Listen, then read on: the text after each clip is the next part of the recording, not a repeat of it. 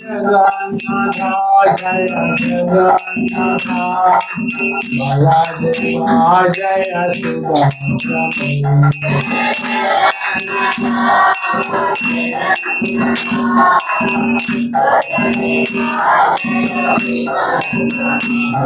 राधा मदन मोहन राधा मोहन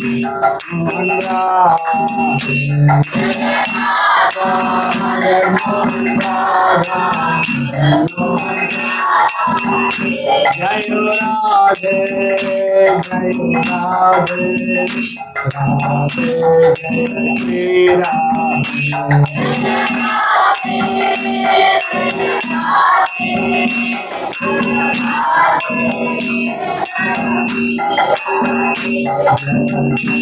प्रभुपाद प्रभुपाद जय जय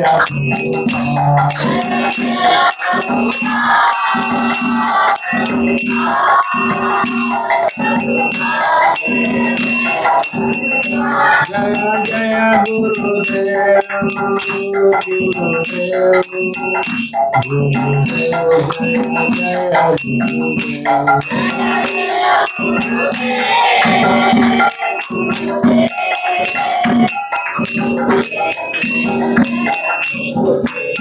जय गौर हरि बोल हरि बोल हरि बोल जय गौर हरि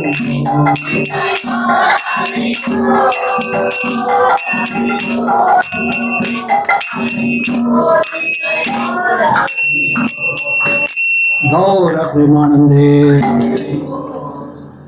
जय वो विष्णुपाद परमहंस परिव्राजकाचार्य अष्टोत्तर शत इस डिवाइन ग्रेस श्रीमद अभय चरणारविंद भक्ति वेदांत स्वामी श्रील प्रभुपाद की जय वो विष्णुपाद परमहंस परिव्राजकाचार्य अष्टोत्तर शत हिज डिवाइन ग्रेस श्रीमद भक्ति सिद्धांत सरस्वती गोस्वामी महाराज श्रील प्रभुपाद की जय अनंत कोटि वैष्णव वृंद की जय रुद्रा श्रीमद भगवद गीता की जय गौर प्रेमानंदे all glorious assembled devotees, all glorious assembled devotees, all glorious assembled devotees, all glories, all glories, all glories. Shri Guru Gauranga Srila Prabhupada की जय.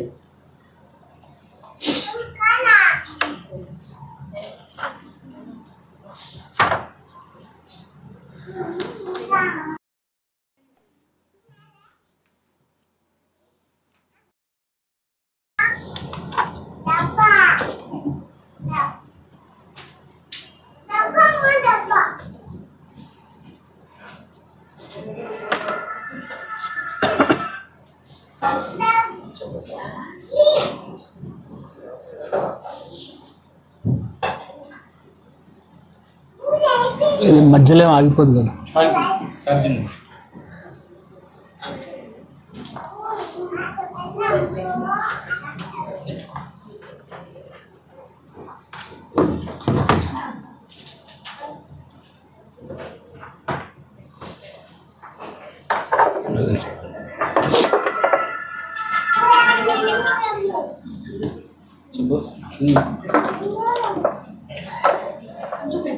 మళ్ళీ బాగా చేసుకుంటే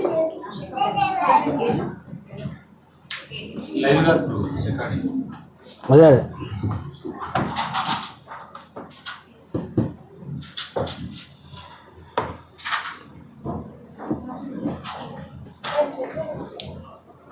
మాణిక్రెడ్డి ప్రభు మీకు ఆడ కన్వెంట్ ఉందా, ఫ్రీగా ఉందా, ఏమైనా ఇబ్బంది ఉందా? ఒక ఇబ్బంది ఉంటే చైర్ ఇక్కడ వేసుకోండి. ఒకవేళ మీకు ఏమైనా ఇబ్బంది అనిపిస్తే ఆ చైర్ ఇక్కడ వేసుకోండి, ఇక్కడ కూర్చోవచ్చు.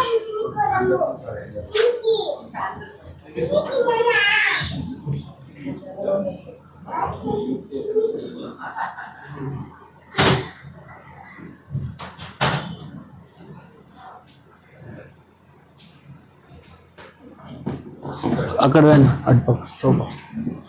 ఓకే, ఇది కానీ మంచి కొంచెం ఇక్కడ వేసాను, కొంచెం కొంచెం ప్రభుత్వం పంపించారు.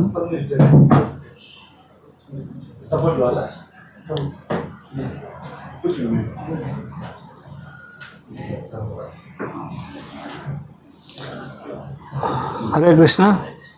భక్తులందరికీ స్వాగతం. మీ అందరికీ నా హృదయపూర్వక ప్రణామాలు. మన గత వారం చాలా ఇంపార్టెంట్ అయినటువంటి శ్లోకాలు మనం డిస్కస్ చేసాం. 2 శ్లోకాలు డిస్కస్ చేశాం కదా.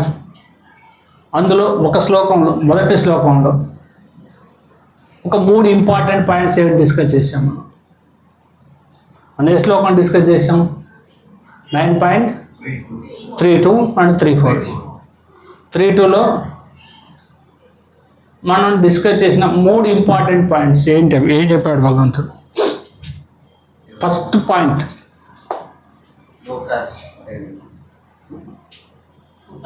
శూద్రులు ఎవరైనా సరే నన్ను భక్తి చేసుకుని నా దగ్గర చేరుకుంటారు. Correct. That is the first point. అంటే భక్తి చేయటానికి భౌతికమైన అర్హతలు ఏవి అవసరం లేదు. ఎవరైనా భక్తి చేయొచ్చు. అవునా?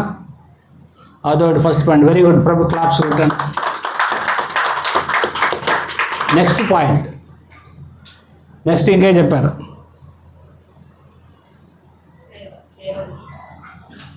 అమ్మా సేవ. ఓకే, ఇంకా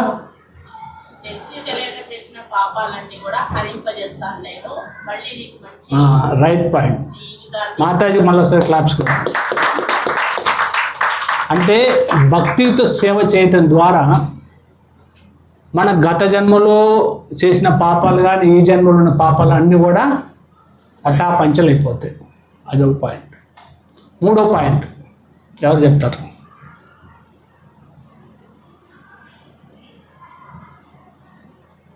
భౌతిక దేహం కాకుండా ఆత్మ జ్ఞానంతో, ఆత్మ సూక్ష్మ బుద్ధితో మనం దేవుని శరణు. Okay, correct point.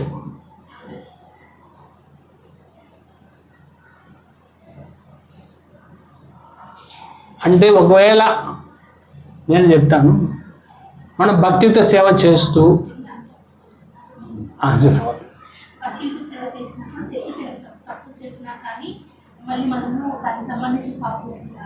Yeah right, Mataji కూడా class.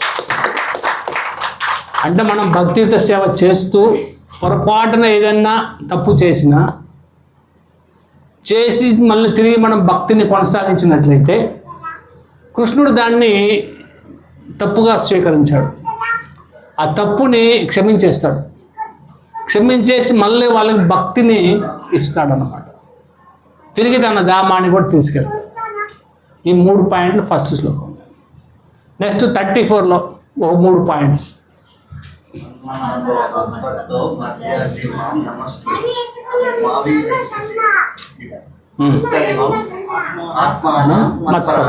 Right, very good.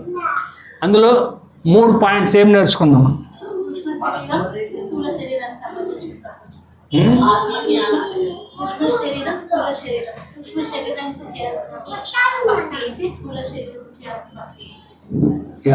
Right. అంటే మనం ఒక ఈ దేహంతో మాత్రమే భక్తి చేయటం కాదు, స్థూల దేహం మాత్రమే కాదు, సూక్ష్మ దేహంతో కూడా భక్తి చేయాలి. మనం ఏంటంటే మన బాడీ ప్రజెంట్, మైండ్ ఆబ్సెంట్. మన మనిషి ఇక్కడే ఉంటాం, కానీ మనసు ఎక్కడో ఉంటుంది.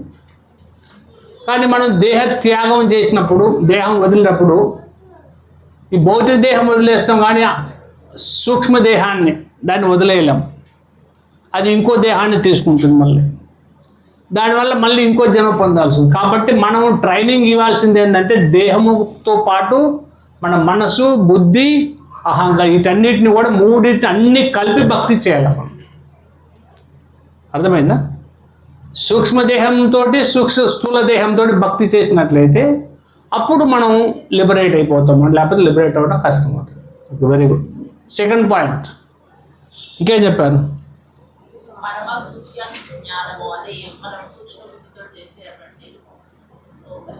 మళ్ళీ చెప్పండి.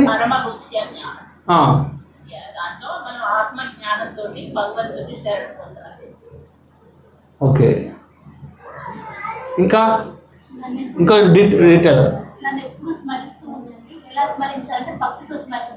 ఓకే, ఇవన్నీ పాయింట్లు. కానీ ముఖ్యమైన పాయింట్ నేను అడిగేది 3. ఒకటి వచ్చింది స్థూల దేహంతో, సూక్ష్మదేహంతో కూడా మనం భక్తి చేయాలా.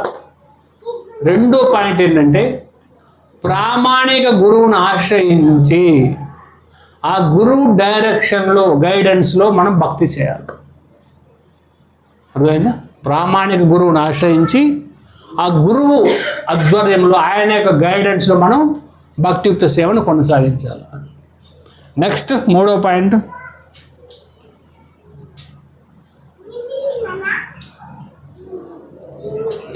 అవగాహన చేసుకోవాలనుకుంటే శరీరంతో పాటు మన సూక్ష్మ శరీరాన్ని కూడా ఇక్కడ వదిలిపెట్టుకోవాలి. అరిషడ్ వర్గాలు అది అయిపోయింది. మనసును ధరించుకోవాలి. అదే మనసును ఉద్ధరించుకోవటమే స్థూల సూక్ష్మ స్థూలదే. అంటే మనస వాచ కర్మణ త్రికరణ శుద్ధిగా భక్తిని చేయటం మనం సాధన చేయాలన్నమాట. అది ఈ విధంగా మనం భక్తిని ఆచరించాలి. ఓకేనా? అదే థ్యాంక్ యూ వెరీ మచ్, మీరు చక్కగా సమాధానం చెప్పినందుకు. ఓం నమో భగవతే వాసుదేవాయ.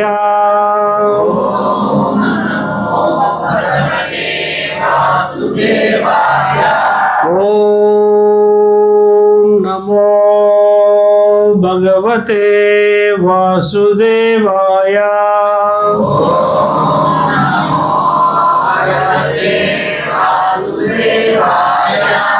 ఓం నమో భగవతే వాసుదేవాయ.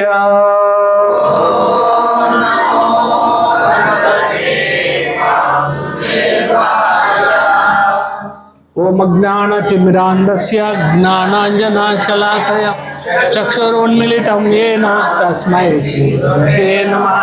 శ్రీచైతన్యమనోభీష్టం స్థాపితం యేన భూతలే స్వయం రూపా కదా మహ్యం దదాతి.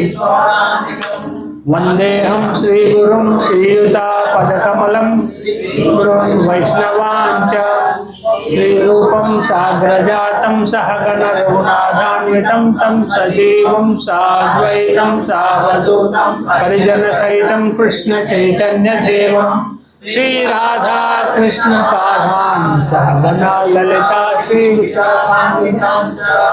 హే కృష్ణ కరుణా సింధు దీనబంధో జగత్పతే గోపీశ గోపికా కాంత రాధా కాంత నమోస్తుతే. తప్త కాంచన గౌరాంగీ రాధే బృందావనేశ్వరి వృషభానుసుతే దేవి ప్రణమామి హరిప్రియే.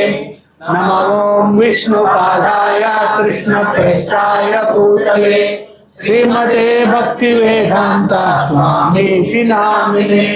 నమస్తే సారస్వతి దేవే గౌరవాణి ప్రచారిణే నిర్విశేష శూన్యవాది పాశ్చాత్య దేశతారిణే. వాంఛాకల్పతరుభ్యశ్చ కృపా సింధుభ్యైవ చ పతితానాం పావనేభ్యో వైష్ణవేభ్యో నమో నమః. శ్రీకృష్ణ చైతన్య ప్రభు నిత్యానంద శ్రీ అద్వైత గదాధర శ్రీవాసాది గౌరభక్తవృంద. హరే కృష్ణ కృష్ణ కృష్ణ హరే హరే హరే రామ రామ రామ హరే హరే. మూకం కరోతి వాచాలం పంగం లంఘాయతే గిరిం యత్కృపాతమహం వందే శ్రీగురుం దీనతారిణం.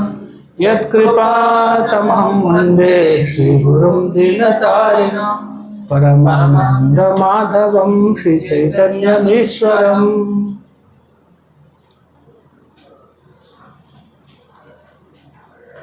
ఈరోజు మనం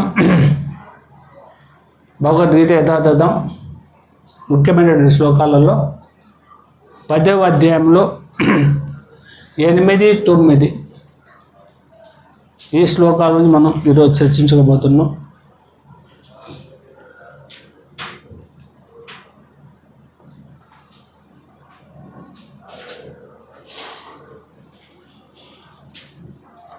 అహం సర్వస్య ప్రభవో మత్తా సర్వం ప్రవర్తతే इति मत्वा भजन्ते मां बुधा भावा समन्विता अहं सर्वस्य प्रभवो मत्ता सर्वं प्रवर्तते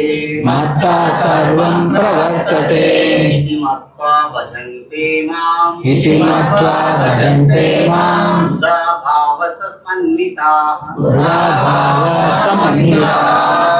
माताजी सर्वस्य प्रभवो मत्ता सर्वं प्रवर्तते इति मत्वा भजन्ते मां बुधा भावा समन्विता। माताजी अहं सर्वस्य प्रभवो मत्ता सर्वं प्रवर्तते इति मत्वा भजन्ते मां बुधा भावा समन्विता। अहं सर्वस्य प्रभवो मत्ता सर्वं प्रवर्तते इति मत्वा भजन्ते मां बुधा भावा समन्विता। Thank you, Prabhuji, Mataji. Translation purport by His Divine Grace Abhay Charanavinda Bhaktivedanta Swami Srila Prabhupada గారు. అనువాదం. సర్వములైన ఆధ్యాత్మిక మరియు భౌతిక జగత్తులకు నేనే కారణభూతుడను. సర్వము నా నుండియే ఉద్భవించుచున్నది.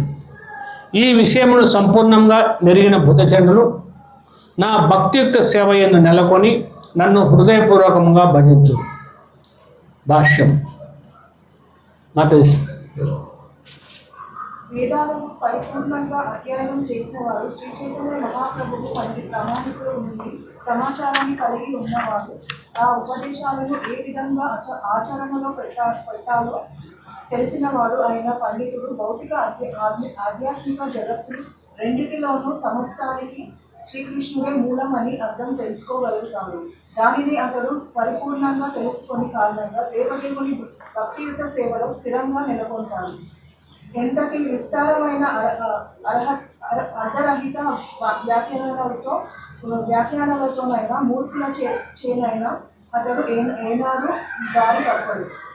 శ్రీకృష్ణుడే బ్రహ్మ శివాది దేవతలందరికీ మూలమని సమస్త వేద సాహిత్యము అంగీకరించినది. యో బ్రహ్మ విదాదాతి పూర్వం యో వై వేదాంశ ప్రాపయతి స్మ కృష్ణ అని అథర్వేద్యంలో గోపాల తాపని ఉపనిషత్ 1.24 చెప్పబడినది. అంటే ఆదిలో బ్రహ్మకు వేద జ్ఞానాన్ని ఉపదేశించిన వాడు, గతంలో వేద జ్ఞానాన్ని విస్తరింపజేసిన వాడు శ్రీకృష్ణుడే. తిరిగి నారాయణ ఉపనిషత్లో 1.4 అది అత పురుషో హవై నారాయణో కామయత ప్రజా సృజేయతే పరమ పురుషుడైన నారాయణుడు అప్పుడు జీవులను సృష్టించాలని కోరుకున్నాడు అని చెప్పబడింది. అదే ఉపనిషత్ ఇంకా కొనసాగిస్తూ నారాయణాత్ బ్రహ్మ జాయతే, నారాయణాత్ ప్రజాపతి ప్రజాయతే, నారాయణాత్ ఇంద్రో జాయతే, నారాయణ దదౌవాసో జాయంతే, నారాయణాత్ ఏకాదశ రుద్ర జాయంతి, నారాయణాత్ ద్వాదశాదిత్య అని పలికింది. అంటే నారాయణుని నుండే బ్రహ్మ జన్మించారు, నారాయణు నుండే ప్రజాపతులు కూడా జన్మించారు, నారాయణ నుండే ఇంద్రుడు జన్మించారు, నారాయణి నుండే అష్టవసువులు జన్మించారు, నారాయణ నుండే 11 రుద్రులు పుట్టారు, నారాయణ నుండే 12 ఆదిత్యులు పుట్టారు. ఈ నారాయణుడు శ్రీకృష్ణుని విస్తారము. ఓకే అమ్మా, థ్యాంక్ యూ కష్టపడ్డాడు మాతాజీ. ఇంకెవరు నెక్స్ట్ పేరా? అదే వేదంలో బ్రాహ్మణుడు దేవకీపుత్రుడైన శ్రీకృష్ణుడే పరబ్రహ్మము, నారాయణ పరశుడు అని చెప్పబడింది. తర్వాత యోగో వై నారాయణ ఆసన ఈశ్వర వాసో నాగ్ని సోమో దేవో యావ్యాప్త దీప నక్షత్రాన్ని నాసూర్య సృష్టానిత్యం ఆరంభంలో కేవలం దేవదేవుడైన నారాయణుడే ఉన్నాడు. బ్రహ్మ లేదు, శివుడు లేదు, జలము లేదు, అగ్ని లేదు, చంద్రుడు లేదు, ఆకాశంలో నక్షత్రాలు లేవు, సూర్యుడు లేదు. మహోపనిషత్తు 1.1.2 అని చెప్పబడింది. శివుడు భగవంతుని నుదుటి నుండి జన్మించాడని కూడా మహాపనిషత్తులో చెప్పబడింది. అందుకే బ్రహ్మ శివుల సృష్టికర్త అయిన భగవంతుని అర్థించాలని వేగాలు చేస్తున్నాడు. మోక్షధర్మంలో శ్రీకృష్ణుడు కూడా ఎలా అన్నాడు, ప్రజాపతి ఉంటారు చాప్యమం దేవ సృజాదివై గౌరీ మాం నా సృజాదితో మమ మాయౌ విమోహితో. ప్రజాపతులు శివాదులు నా చేతనే సృష్టించబడ్డారు.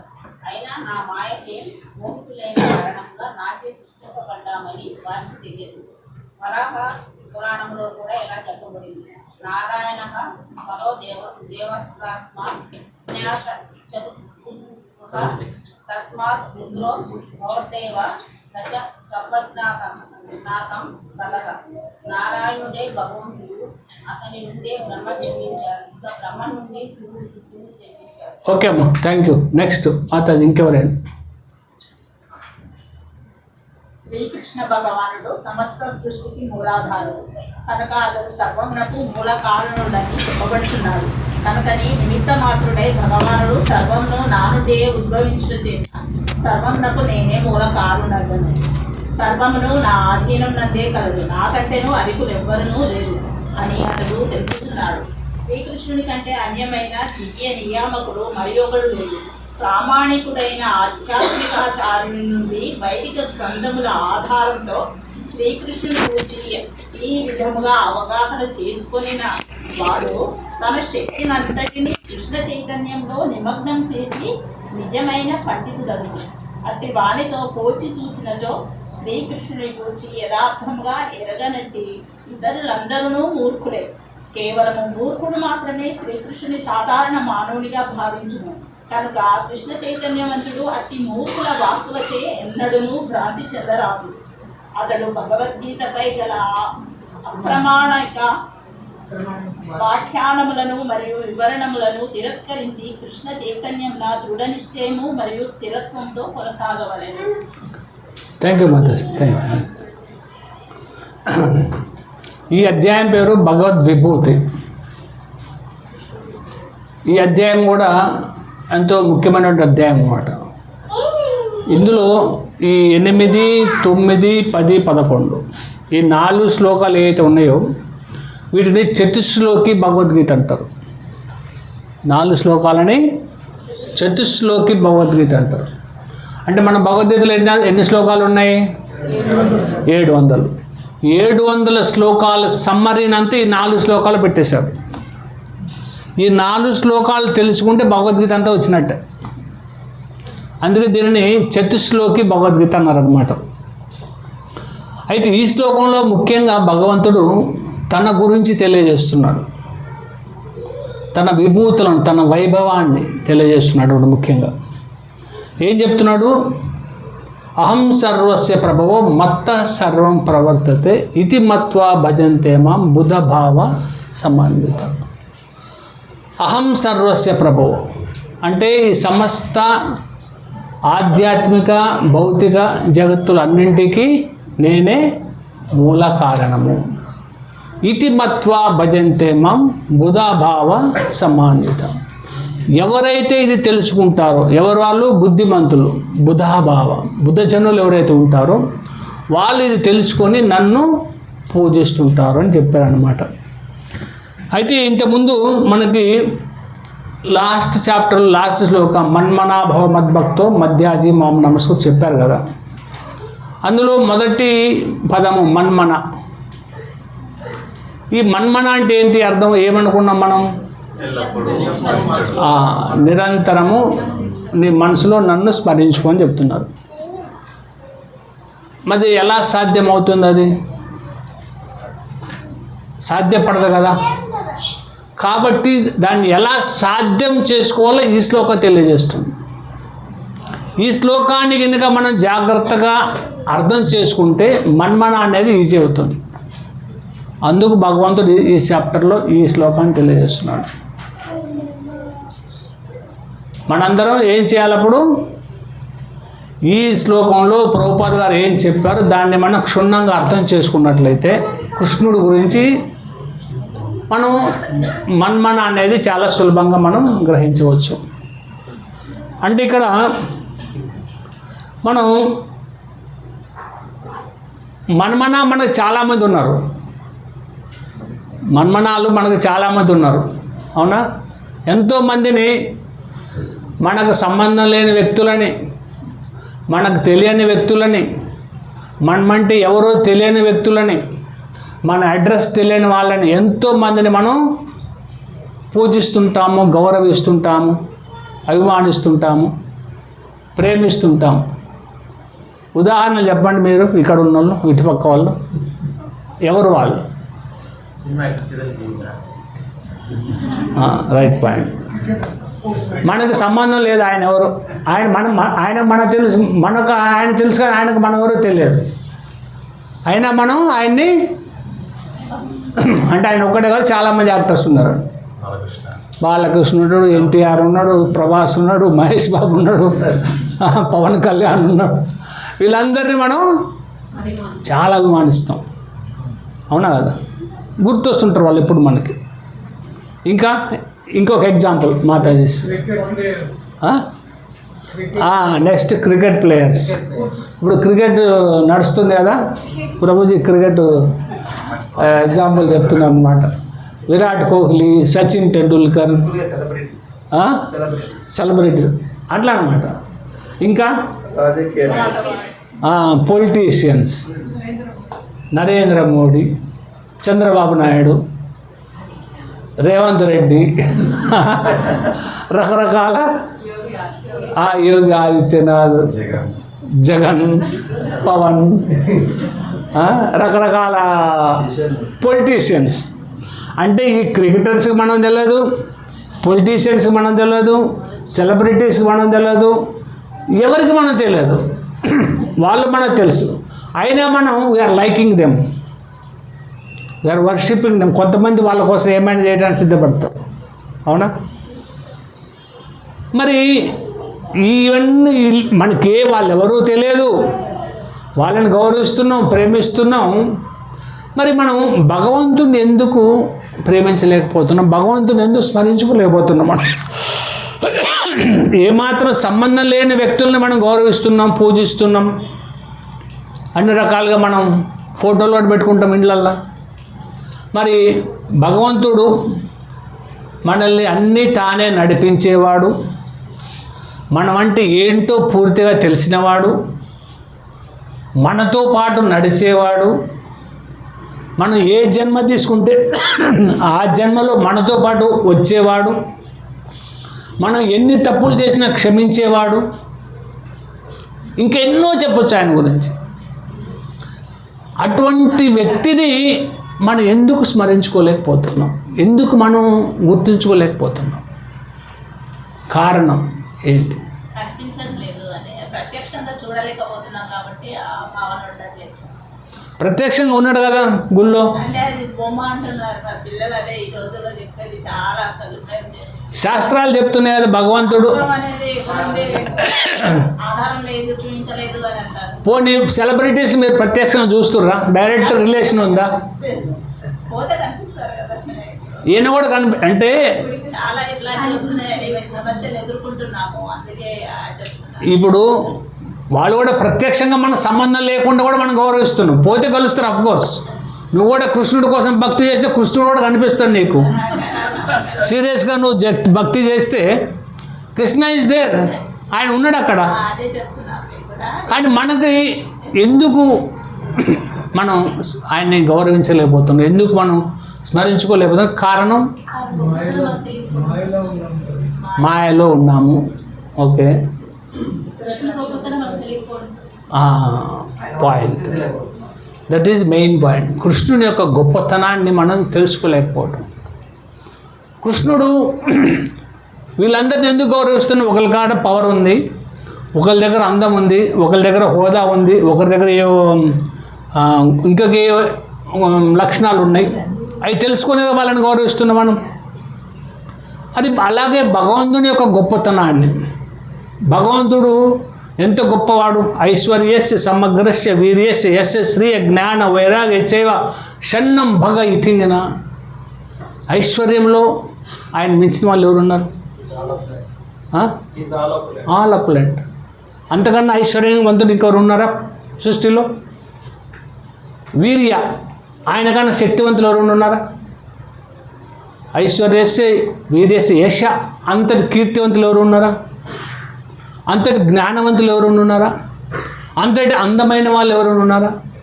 అంతటి వైరాగ్యం కల వాళ్ళు ఎవరు ఉన్నారా? ఎవరు లేరే. మరి మనం ఎందుకు ఇన్ని లక్షణాలు భగవంతులు ఉన్నా మనం ఎందుకు ఆయన గుర్తుంచుకోలేకపోతున్నామంటే కారణం మనం ఆయన గురించి పూర్తిగా తెలుసుకోలేకపోతున్నాం.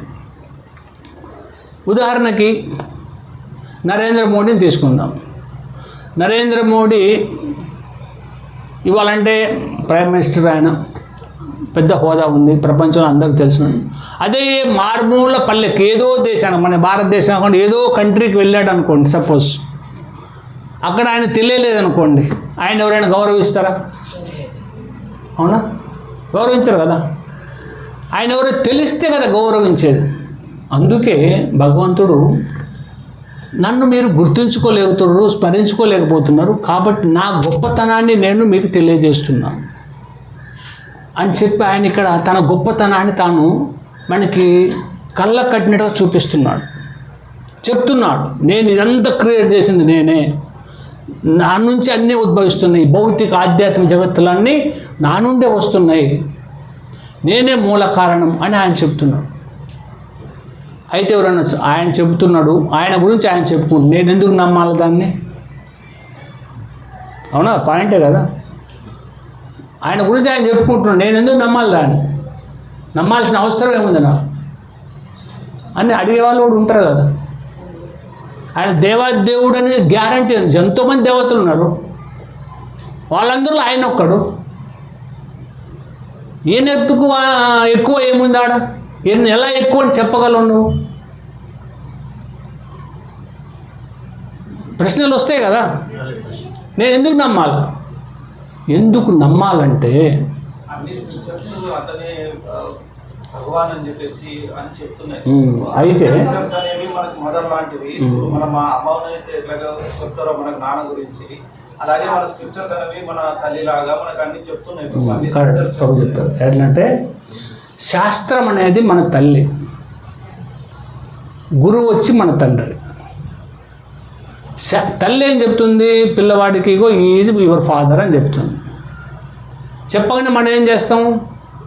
అతను తల్లి మాట నమ్ముతాం, నమ్మి అతన్ని మన తండ్రిగా మనం యాక్సెప్ట్ చేస్తాం.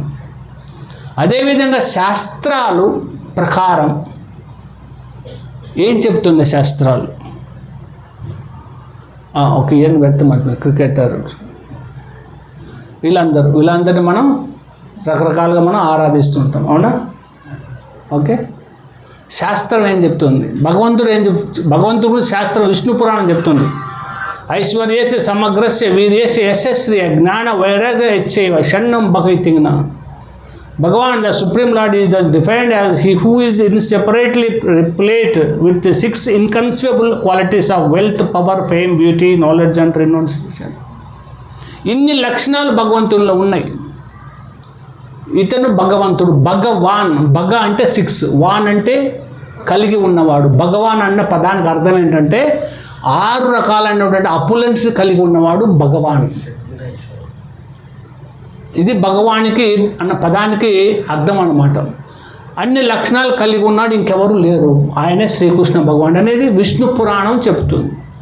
ఇది ఓకేనా? నెక్స్ట్ చైతన్య చరితామృతం ఆదిలీల 2.88లో ఏం చెప్తున్నారంటే, నేను తెలుగులో చెప్పను. ఎత్ర భాగవత హైతే అన్యేర భగవత, ఎత్ర భగవత హైతే అన్యేర భగవత స్వయం భగవాన్ శబ్దేర తా హైతే సత్త. Only the personality Godhead, the source of all other divinities, is eligible to be designated Swayam Bhagavan or the primeval Lord. అంటే అన్నింటికి మూలం ఎవరైతే ఉన్నారో ఆయనే భగవంతుడు, స్వయం భగవానుడు, శ్రీకృష్ణ భగవానుడు.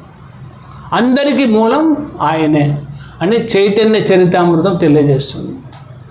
శ్రీమద్ భాగవతం ఇవన్నీ శాస్త్రాలు, మనకున్న ఉపనిషత్తులు కానీ, వేదాలు కానీ, పురాణాలు కానీ అన్నీ కూడా శ్రీకృష్ణుడు దేవాదేవుడు అని మనకి ప్రాపర్గా విత్ ఎవిడెన్స్ తోటి చూపిస్తున్నాయి అన్నమాట. ఇవన్నీ భాగవతం అని చెప్తుంది, ఏతే చాం సకలా పుంస కృష్ణస్తు భగవాన్ స్వయం ఇంద్రారి వ్యాకులం లోకం మృడయంతి యుగే యుగే. అంటే అన్ని అవతారాలు భగవంతుడి నుంచి ఎన్నో వేల లెక్కలేని అవతారాలు వస్తూ ఉన్నాయి. అందులో కళావతారం ఉండొచ్చు, పురుషావతారం ఉండొచ్చు, అంశావతారం ఉండొచ్చు, శక్తావేశ అవతారం ఉండొచ్చు, మన్మంతర అవతారం ఉండొచ్చు. ఎన్ని అవతారాలు వచ్చినా అవన్నీ ఎవరి నుంచి వస్తున్నాయి? స్వయంగా శ్రీకృష్ణ భగవాన్ నుంచి వస్తున్నాయి అవతారాలన్నీ అని మనకి శ్రీమద్ భాగవతం తెలియజేస్తుంది. బ్రహ్మ సంహిత, బ్రహ్మ సంహితలో స్వయంగా బ్రహ్మదేవుడు చెప్తున్నాడు. బ్రహ్మ ఈజ్ ద సెకండరీ క్రియేటర్, రెండవ సృష్టికర్త ఆయన. ఆ బ్రహ్మ ఏం చెప్తున్నాడంటే, ఈశ్వర పరమ కృష్ణ సచ్చితానంద విగ్రహ అనాది ఆది గోవింద సర్వకారణ కారణం. ఈశ్వర పరమ కృష్ణ అంటే గోవిందుడు అని పిలువబడే శ్రీకృష్ణుడే దేవాది దేవుడు. ఆయన సత్చిత్ ఆనంద స్వరూపుడు, అందరినీ నిర్మించేవాడు, అందరినీ నియంత్రించేవాడు, సర్వకారణ కారణుడు అని బ్రహ్మ సంహిత తెలియజేస్తుంది. ఇంకా చూస్తే గోపాల తపన ఉపనిషత్ అదేం చెప్తుంది? యో బ్రహ్మణం విదధాతి పూర్వం యో వై వేదాంచ గాపయతి స్మ కృష్ణ. అంటే ఆదిలో బ్రహ్మకు వేదజ్ఞానం తెలియజేసిన వాడు, గతంలో వేదజ్ఞానం విస్తరింపజేసిన వాడు శ్రీకృష్ణుడే అని గోపాల తపన ఉపనిషత్ చెప్తుంది. అధర్వణ వేదం, ఇది అధర్వణ వేదం నుంచి అన్నమాట. తర్వాత భగవద్గీతలో స్వయంగా భగవంతుడు చెప్పాడు, వేదేచ సర్వై అహమేవ వేద్యో వేదాంతకృత వేద విదేహ చాహ్యం.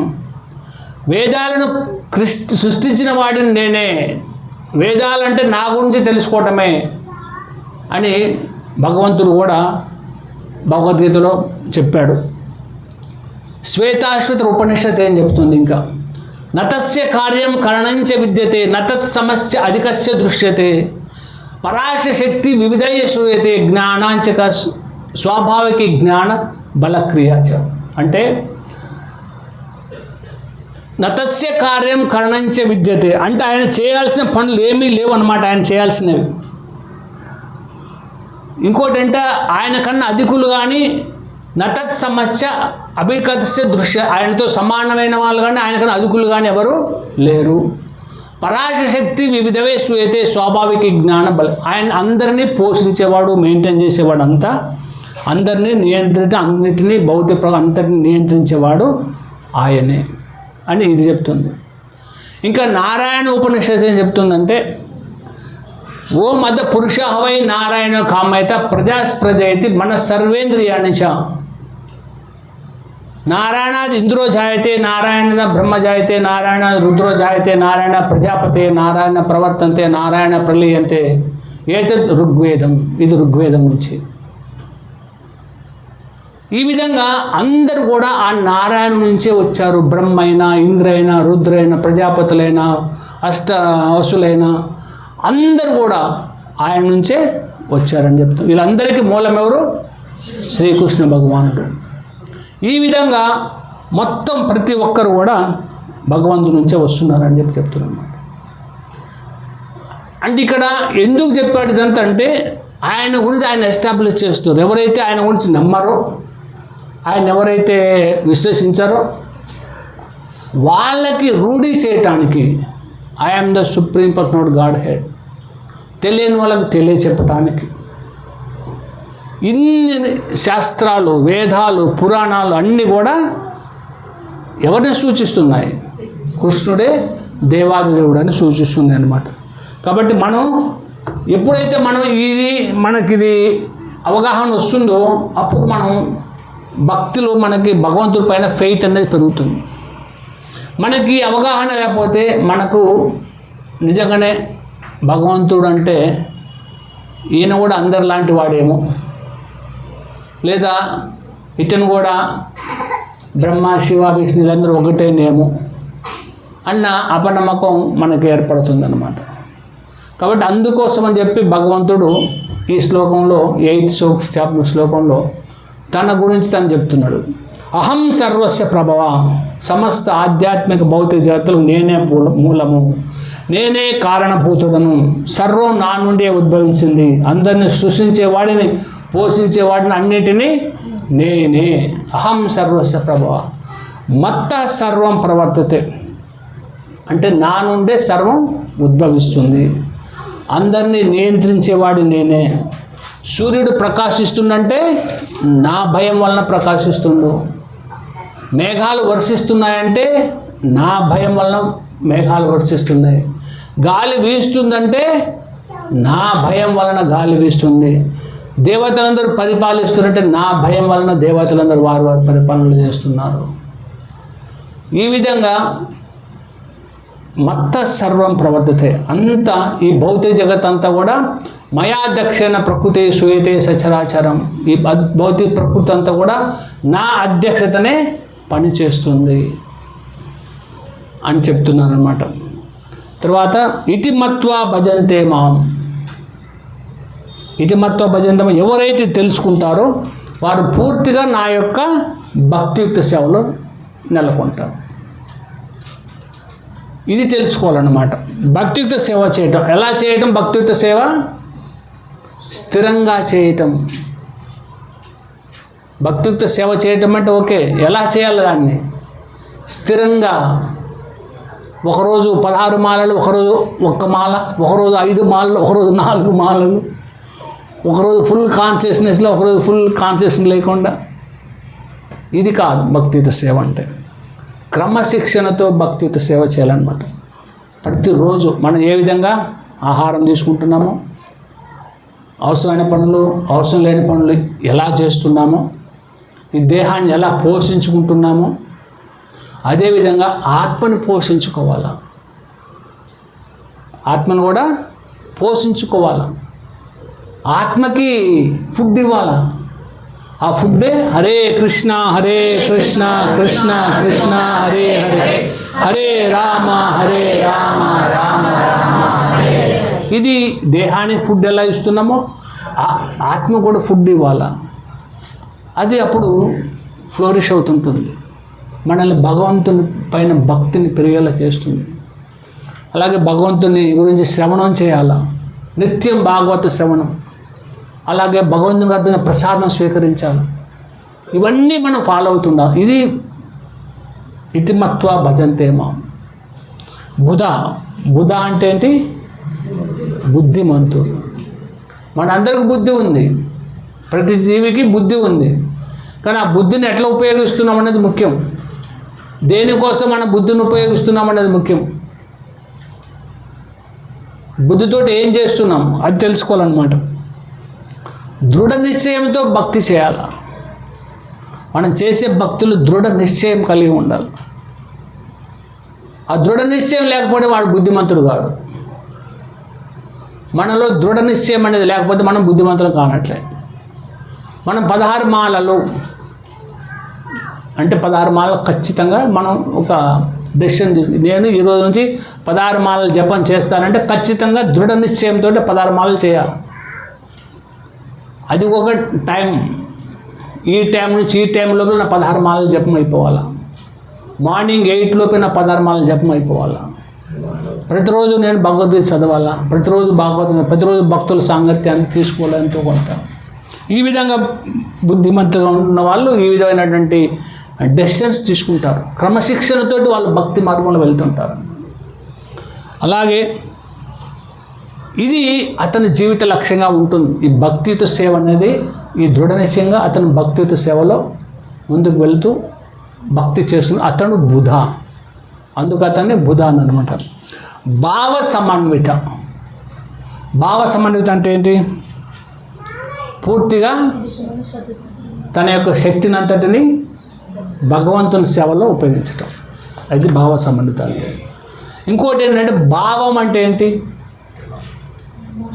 ఎమోషన్. మన భక్తి డివోషన్ విత్ ఎమోషన్, ప్రేమతోటి భక్తి చేయాలి. ఎవరో బలవంతంగా చేయిస్తున్నట్లు కాదు మనల్ని భక్తి చేసేది. ప్రేమ విత్ లవ్. మన వైఫ్ అండ్ హస్బెండ్ ఇద్దరి మధ్యలో ఎలా ఎమోషన్స్ కూడా లవ్ ఎక్స్చేంజెస్ ఉంటాయి, భార్యాభర్తల మధ్య కానీ, తల్లిదండ్రులు పిల్లల మధ్య కానీ, ఆ ప్రేమకు ఒక ఎమోషన్ అనేది ఉంటుంది, ఒక భావం అనేది ఉంటుంది. అవునా? ఆ ఎమోషన్ లేకపోతే అది అంత టేస్టీ ఉండదు, ఆ రసం అనేది అంత టేస్టీ ఉండదు. అది ఎప్పుడైతే మనం ఎమోషన్స్ తోటి లవ్ చేస్తామో అది చాలా స్ట్రాంగ్ లవ్ అన్నమాట. ఎమోషన్స్ లేకుండా చేసే ప్రేమ అంత స్ట్రాంగ్ ఉండదు. కాబట్టి భగవంతుని కూడా మనం ఎలా వైఫ్ హస్బెండ్ అని, హస్బెండ్ వైఫ్ అని, తల్లిదండ్రులు పిల్లల్ని ప్రేమిస్తారో ఆ విధమైన ఎమోషన్స్ తోటి భగవంతుని భక్తి చేయాలి. ఆ విధంగా భగవంతుని ప్రేమించాలి. ఈ ఎమోషన్ని డెవలప్ చేసుకోవాలి మనం. ఇది భావ సంబంధిత. ఇంకోటి భవ కూడా ఉంటుంది. భవ అంటే మెటీరియల్ వరల్డ్, భావ స్పిరిచువల్ వరల్డ్. ఈ భవలో ఏముంటే జన్మ మృత్యు జరా వ్యాధులు ఉంటాయి, భావలో ఏముంటే సత్చిత్ ఆనంద స్వరూపం ఉంటుంది. కాబట్టి మనం ఎప్పుడు కూడా ఎమోషన్ని పెంచుకుంటున్నారు డైలీ. ప్రతిరోజు మన ఎమోషన్ భగవంతుని ప్రేమించటం పెరగాల. అది ఒక్కరోజు ఒక దగ్గర స్టాగ్నెంట్ అయిపోకూడదు ఆ ప్రేమ అనేది.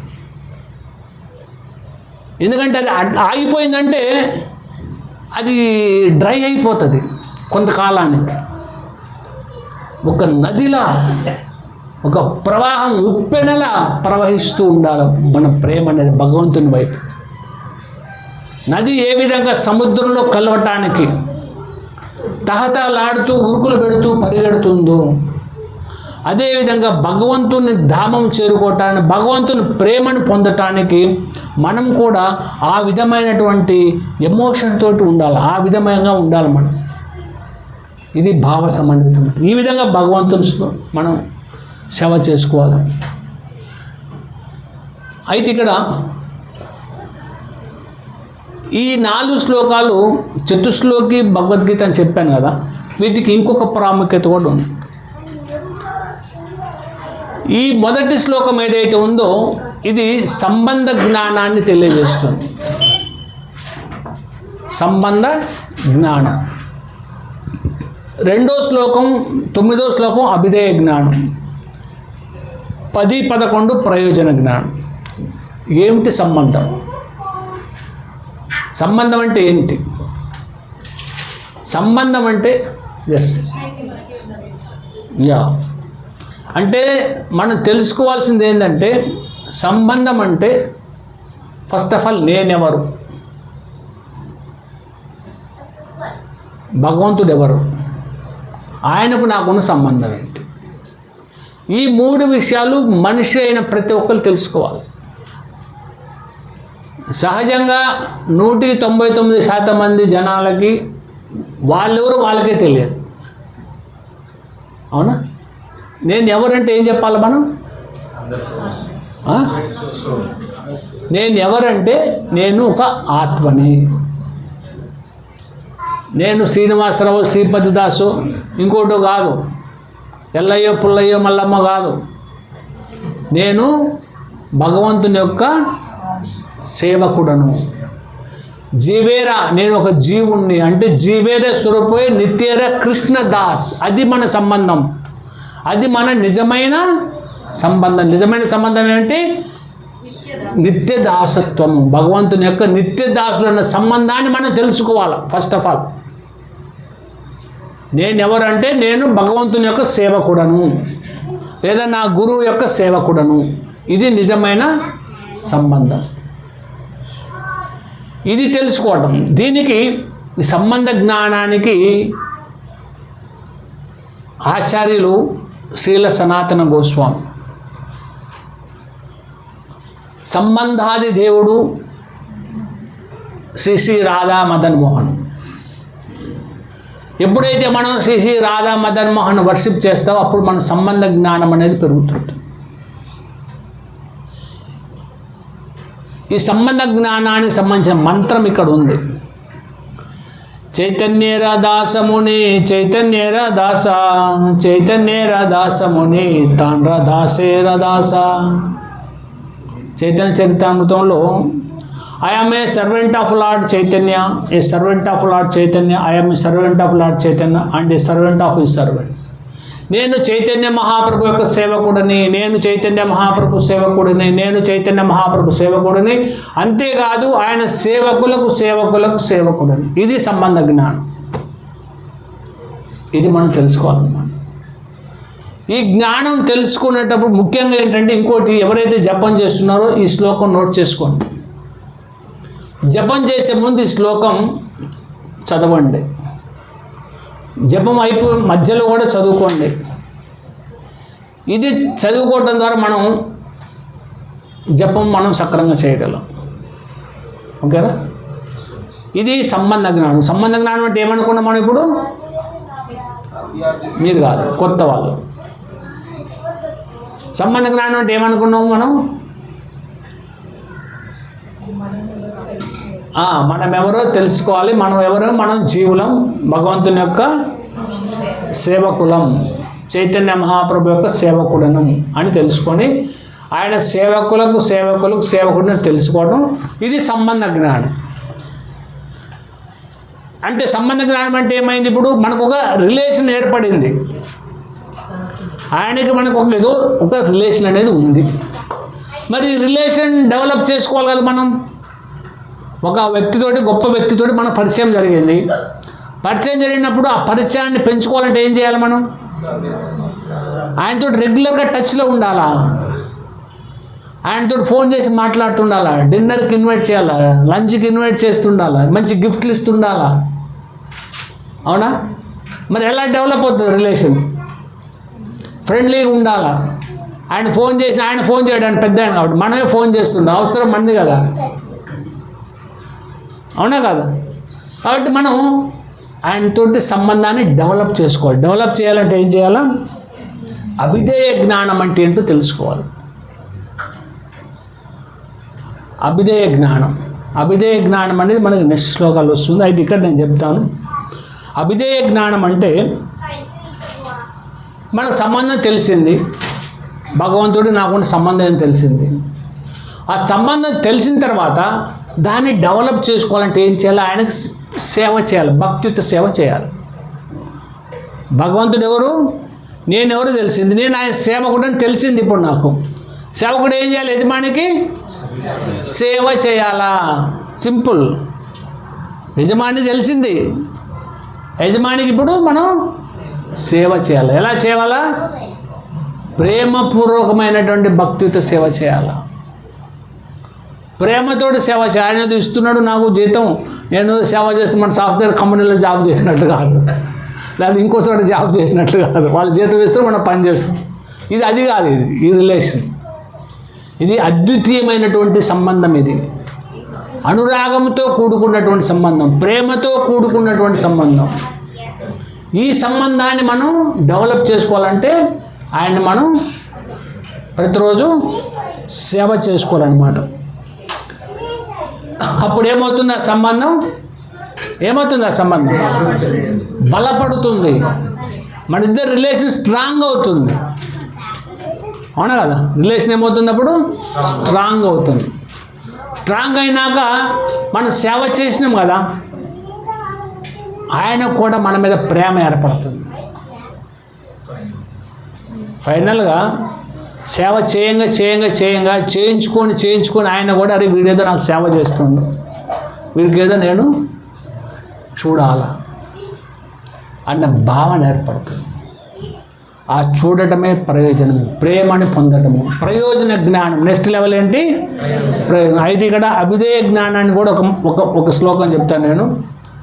హరినామ చింతామణిలో దశ అపరాధయేన హృదయేన పాశే కృప దశాపరాధేన హృదయేన పాశేత్ కృపాకర మహాప్రభు మజీ నామ రసే. ఓ మహాప్రభు, be merciful and immerse me in nama rasa so that then 10 offenses never enter my heart. ఇది ముఖ్యంగా ఎందుకంటే మనం భగవంతుని నామం జపించినప్పుడు మనం అపరాధాలు చేసే అవకాశం ఉంటుంది.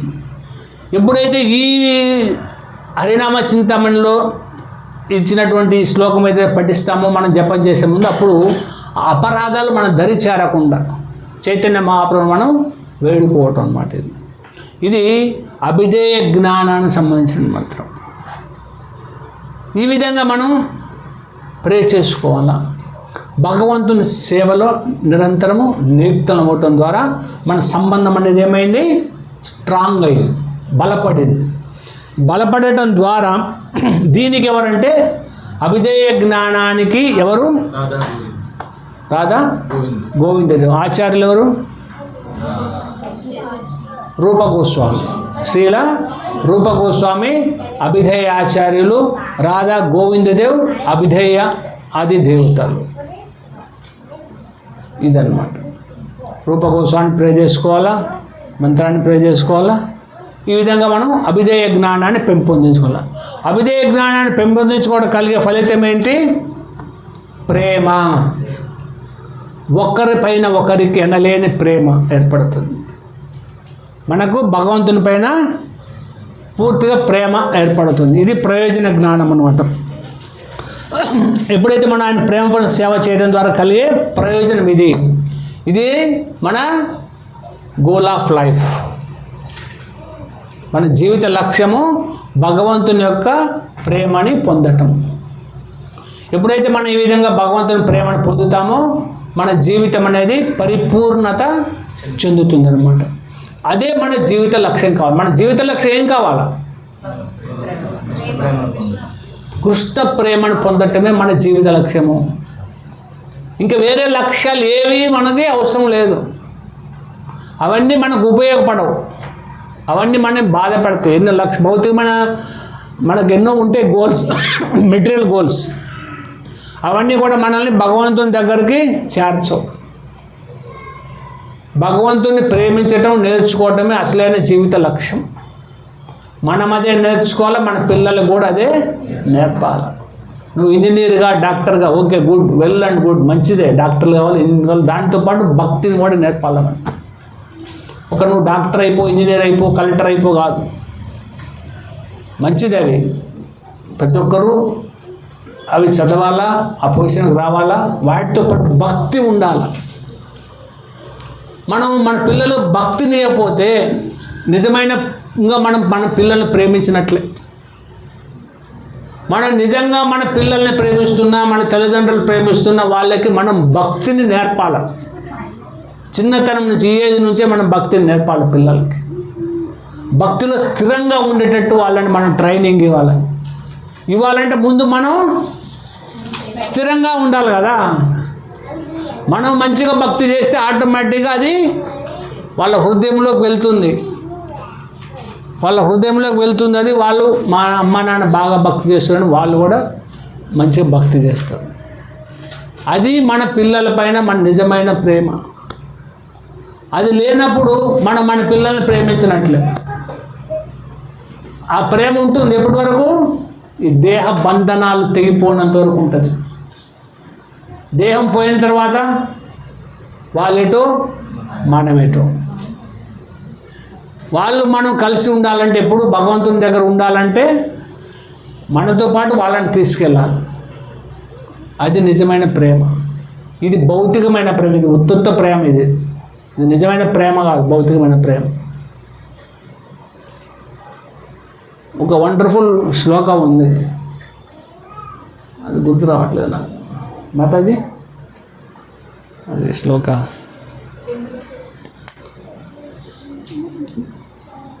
అంటే తల్లి గురువు తన శిష్యులని భగవంతుని దగ్గర చేర్చకపోతే he is not a real guru. శ్లోకం.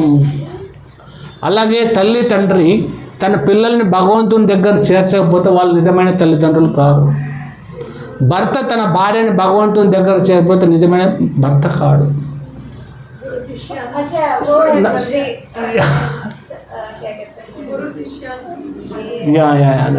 వస్తుంది అది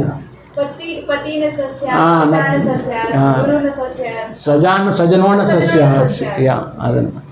అలాగే మనం వీళ్ళని మనం భగవంతుని దగ్గర చేసి మనం నిజమైన తల్లిదండ్రులు కాలేము. మనం ఇవ్వాల్సిన భగవంతుని ప్రేమ. ఆ ప్రేమను ఇచ్చినప్పుడే మన నిజమైన తల్లిదండ్రులతో, నిజమైన భార్య భర్తలతో, నిజమైన గురువు, నిజమైన దైవం. మృత్యు నుంచి వాళ్ళని కాపాడాలి. మృత్యు నుంచి కాపాడటం అంటే వాళ్ళ భక్తిని నేర్పటం. అది తల్లిదండ్రుల యొక్క బాధ్యత. అది మనం చేయనప్పుడు మన నిజమైన తల్లిదండ్రులు కాలేము. అది ఇకపోతే ప్రయోజన గ్రహణం. దీని యొక్క ప్రయోజన జ్ఞానం యొక్క శ్లోకం ఏంటంటే చైతన్య చరితామృతం అంత్యలీల 20:37 ఉంటుంది. ప్రేమ ధన వినా వ్యర్థ దరిద్ర జీవన దాసకరి వేతన మోరే దేహ ప్రేమ ధన. Without love of God head my life is useless. భగవంతుని యొక్క ప్రేమని పొందకపోతే జీవితం అనేది వ్యర్థం. Therefore, I pray that you accept me as your servant. కాబట్టి oh my lord Chaitanya Mahaprabhu, నన్ను నీ సేవకుడిగా యాక్సెప్ట్ చేయి. And give me the salary of ecstatic love of God. నేను నీకు సేవ చేసినందుకు నాకు ఇచ్చే జీతం ఏంటి? నువ్వు ప్రేమ. ప్రేమ అనే దాన్ని నాకు జీతంగా ఇవ్వు. ఇది ప్రయోజనంగా. ఈ 3 శ్లోకాలు ప్రతిరోజు జపం చేసే ముందు చదువుకోవాలి. పేపర్లో రాసుకొని ముందు పెట్టుకోవాలి, చాంటింగ్ బాగులు పెట్టుకోవాలి, పేపర్ తీసి చదువుకొని జపం చేసుకోవాలి. అప్పుడు మనకి ఈ సంబంధ అభిధేయ ప్రయోజన జ్ఞానం అనేది సిద్ధిస్తుంది. ఈ విధంగా మనం భగవంతుణ్ణి భక్తిని ఆచరించాలా. ఆ భక్తి అనేది ఎమోషన్స్ తోటి ఉండాలా. ప్రేమపూర్వకంగా మనం భక్తిని ఆచరించాలా. ఎవరైతే శుద్ధ భక్తులు ఉంటాడో ఆడెప్పుడు భగవంతుని కోసం అతను తపన పడుతుంటాడు. తపన అనేది కావాలి భక్తిలో. ఆ తపన లేకపోతే భక్తి అనేది అది అందులో అంత ఉత్సాహం అనేది ఉండదు. కాబట్టి ఆ తపన అనేది చాలా ముఖ్యం. నెక్స్ట్ శ్లోకాల్లో ఆ తపన పడే వాళ్ళు ఎవరు, వాళ్ళు ఎలా ఉంటారు, వాళ్ళ లక్షణాలు ఏంటి అన్నది నెక్స్ట్ శ్లోకాలు చెప్తున్నారు. వాళ్ళు ఏం చేస్తారు. ఇప్పటి వరకు ఆయన గురించి చెప్పాడు, ఆయన గొప్పతనాన్ని చెప్పాడు. చెప్పిన తర్వాత అయితే కొంతమంది నమ్ముతారు ఈ కృష్ణ అయితే సుప్రీం పట్నం గాడు అని చాలామంది విశ్వసిస్తారు. విశ్వసించని వాళ్ళ కోసం ఈ శ్లోకం చెప్పాడు. అలాగే ఆ భక్తులు ఎలా ఉంటారు, వాళ్ళ లక్షణాలు ఎలా ఉంటాయి. ఇప్పుడు నేను గురించి చెప్పాను, నా గురించి నా భక్తుల లక్షణాలు కూడా ఎలా ఉంటాయో నేను చెప్తాను, వినండి.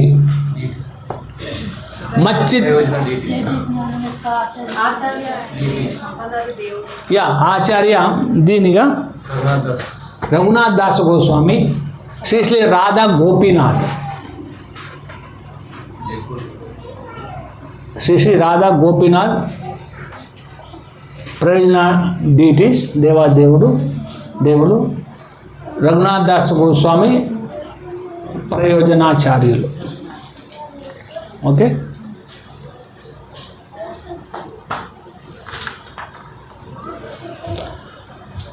మచ్చిత్త మద్గత ప్రాణ బోధయంత పరస్పరం కథయంతశ్చ మాం నిత్యం తుష్యంతి చ రమంతి చ.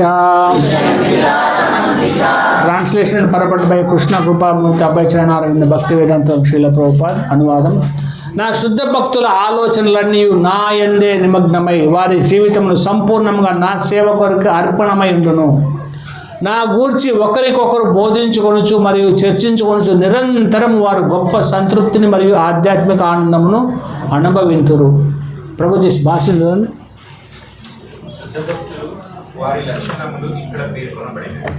వారు భగవంతుని దివ్యమైన ప్రేమాయుక్త సేవలో సంపూర్ణముగా నిలబడి ఉంటారు. వారి మనస్సులు శ్రీకృష్ణుని పాదపద్మముల నుండి మరల్చబడవు. వారి చర్చలు ఎల్లప్పుడూ ఆధ్యాత్మిక విషయములకు సంబంధించినవిగానే ఉండదు. కనుకనే ఈ శ్లోకంలో శుద్ధ భక్తుల లక్షణములు ప్రత్యేకించి వర్ణించబడింది. ఈ శుద్ధ భక్తులు ప్రతిరోజు 24 గంటలు ఆ దేవాది దేవుని గుణములను లీలలను కీర్తించుటలో నెలకొని ఉండదు. వారి హృదయములు మరియు ఆత్మలు ఎల్లప్పుడూ శ్రీకృష్ణుని పైననే లగ్నమై ఉంది. ఇతర భక్తులతో దేవాది దేవుని గురించి చర్చించడంలోనే వారు ఆనందమును అనుభవించారు.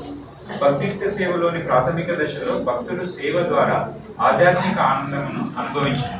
కానీ పరిపక్వ స్థితిలో వారు భగవత్ ప్రేమలోనే వాస్తవంగా స్థితిలై ఉందరు. అట్టి ఆధ్యాత్మిక స్థితిలోనే భగవంతునిచే తన దివ్యధామంలో ప్రదర్శించబడు నిత్యలీలను వారు అనుభవించగలరు.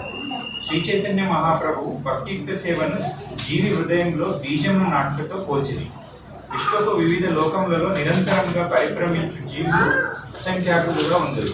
శుద్ధ భక్తి సాంగత్యమును పొంది భక్తియుక్త సేవను అవగాహన చేసుకున్న అవకాశమును అనంతకోటి జీవరాశులలో భాగ్యవంతులైన ఏ కొద్ది మంది మాత్రమే పొందుతుంది. ఈ భక్తియుక్త సేవ అనేది బీజము వంటిది. అట్టి భక్తి బీజము జీవి హృదయంలో నాటబడినప్పుడు అతడు హరే కృష్ణ హరే కృష్ణ కృష్ణ కృష్ణ హరే హరే హరే రామ రామ రామ హరే హరే అని నిత్యము మహామంత్ర శ్రవణ కీర్తనలను కొనసాగించినట్లు నిత్యము జలమును అందించడంతో వృక్ష బీజము మొలకెత్తినట్లుగా ఆ భక్తి బీజము మొలకెత్తగలదు. తరువాత ఆధ్యాత్మిక సేవ అనే భక్తులలో క్రమంగా వృద్ధి చెంది భౌతిక జగత్తు యొక్క ఆచ్ఛాదన కోశమును ఛేదించుకొని ఆధ్యాత్మిక ఆకాశంలోని బ్రహ్మజ్యోతిని చేరుకుంది. ఆధ్యాత్మిక ఆకాశంలోను ఆ లత శ్రీకృష్ణుని దివ్యలోకమైన గోలోక బృందావనముగా పిలువబడు అత్యున్నత లోకమును చేరినంత వరకు పెరిగి చివరికి అది శ్రీకృష్ణుని పాదపద్మములను ఆశ్రయించి అక్కడ విశ్రమించింది. ఒక మొక్క క్రమంగా పెరిగి ఫలపుష్పములను అందించినట్లుగా భక్తిలత కూడా అట్లే ఫలపుష్పములను అందించింది. అట్టి సమయంలోనూ భక్తిలతకు శ్రవణ కీర్తనల రూపమున జలసేవ ప్రక్రియ కొనసాగుతూనే ఉంది. ఇంటి భక్తిలత శ్రీ చైతన్య చరితామృతము మధ్యలీల 19వ అధ్యాయంలోనూ స్పష్టముగా వివరించబడింది. పరిపక్వమైన భక్తిలతగా శ్రీకృష్ణ భగవానుని పాదపద్మములను ఆశ్రయించిన భక్తుడు భగవత్ ప్రేమలో పూర్తిగా లీనమగునని అందులో వివరించబడింది. దానితో నీరు లేకుండా చేప జీవించలేనట్లుగా భక్తుడు దేవాది దేవుని సంబంధం లేకుండా క్షణకాలం కూడా జీవించలేడు. అట్టి స్థితిలో దేవాది దేవుని సాంగత్యంలో భక్తుడు వాస్తవంగా ఆధ్యాత్మిక లక్షణములను సాధించింది. దేవాది దేవునికి మరియు అతని భక్తులకు నడుమ సంబంధంకు సంబంధించిన వర్ణనలతోనే శ్రీమద్ భాగవతం పూర్తిగా నిండి ఉండేది. కనుకనే భాగవతము 12.13.18లో చెప్పబడినట్లు భక్తులకు శ్రీమద్ భాగవతము మిక్కిలి ప్రియమై ఉండదు. శ్రీమద్ భాగవతం పురాణమమల యద్వైష్ణవానం ప్రియం. ఈ వర్ణనలో భౌతికమైన ధర్మ అర్థ కామ మోక్షములకు సంబంధించిన చర్చ లేదు. దేవాది దేవుని మరియు అతని భక్తుల దివ్య స్వభావములను గురించి సంపూర్ణంగా వివరించే ఏకైక గ్రంథమే శ్రీమద్ భాగవతం. యువతీ యువకులు ఒకరినొకరు సహచర్యము ఆనందించినట్లుగా కృష్ణ చైతన్యమున పరిపూర్ణత్వమును సాధించిన మహాత్ములు అట్టి దివ్య శాస్త్రములను శ్రవణం చేయటంలో నిరంతరము ఆనందించుదురు. థ్యాంక్ యూ ప్రభు. హరే కృష్ణ. ఇక్కడ ఈ శ్లోకంలో ప్రభుపాద గారు శుద్ధ భక్తుల యొక్క లక్షణాలను తెలియజేస్తున్నారు అన్నమాట. ఇక్కడ పరపట్లో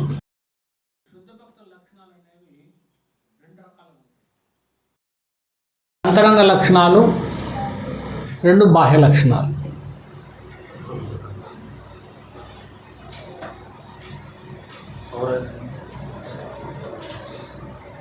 తేజం వీళ్ళ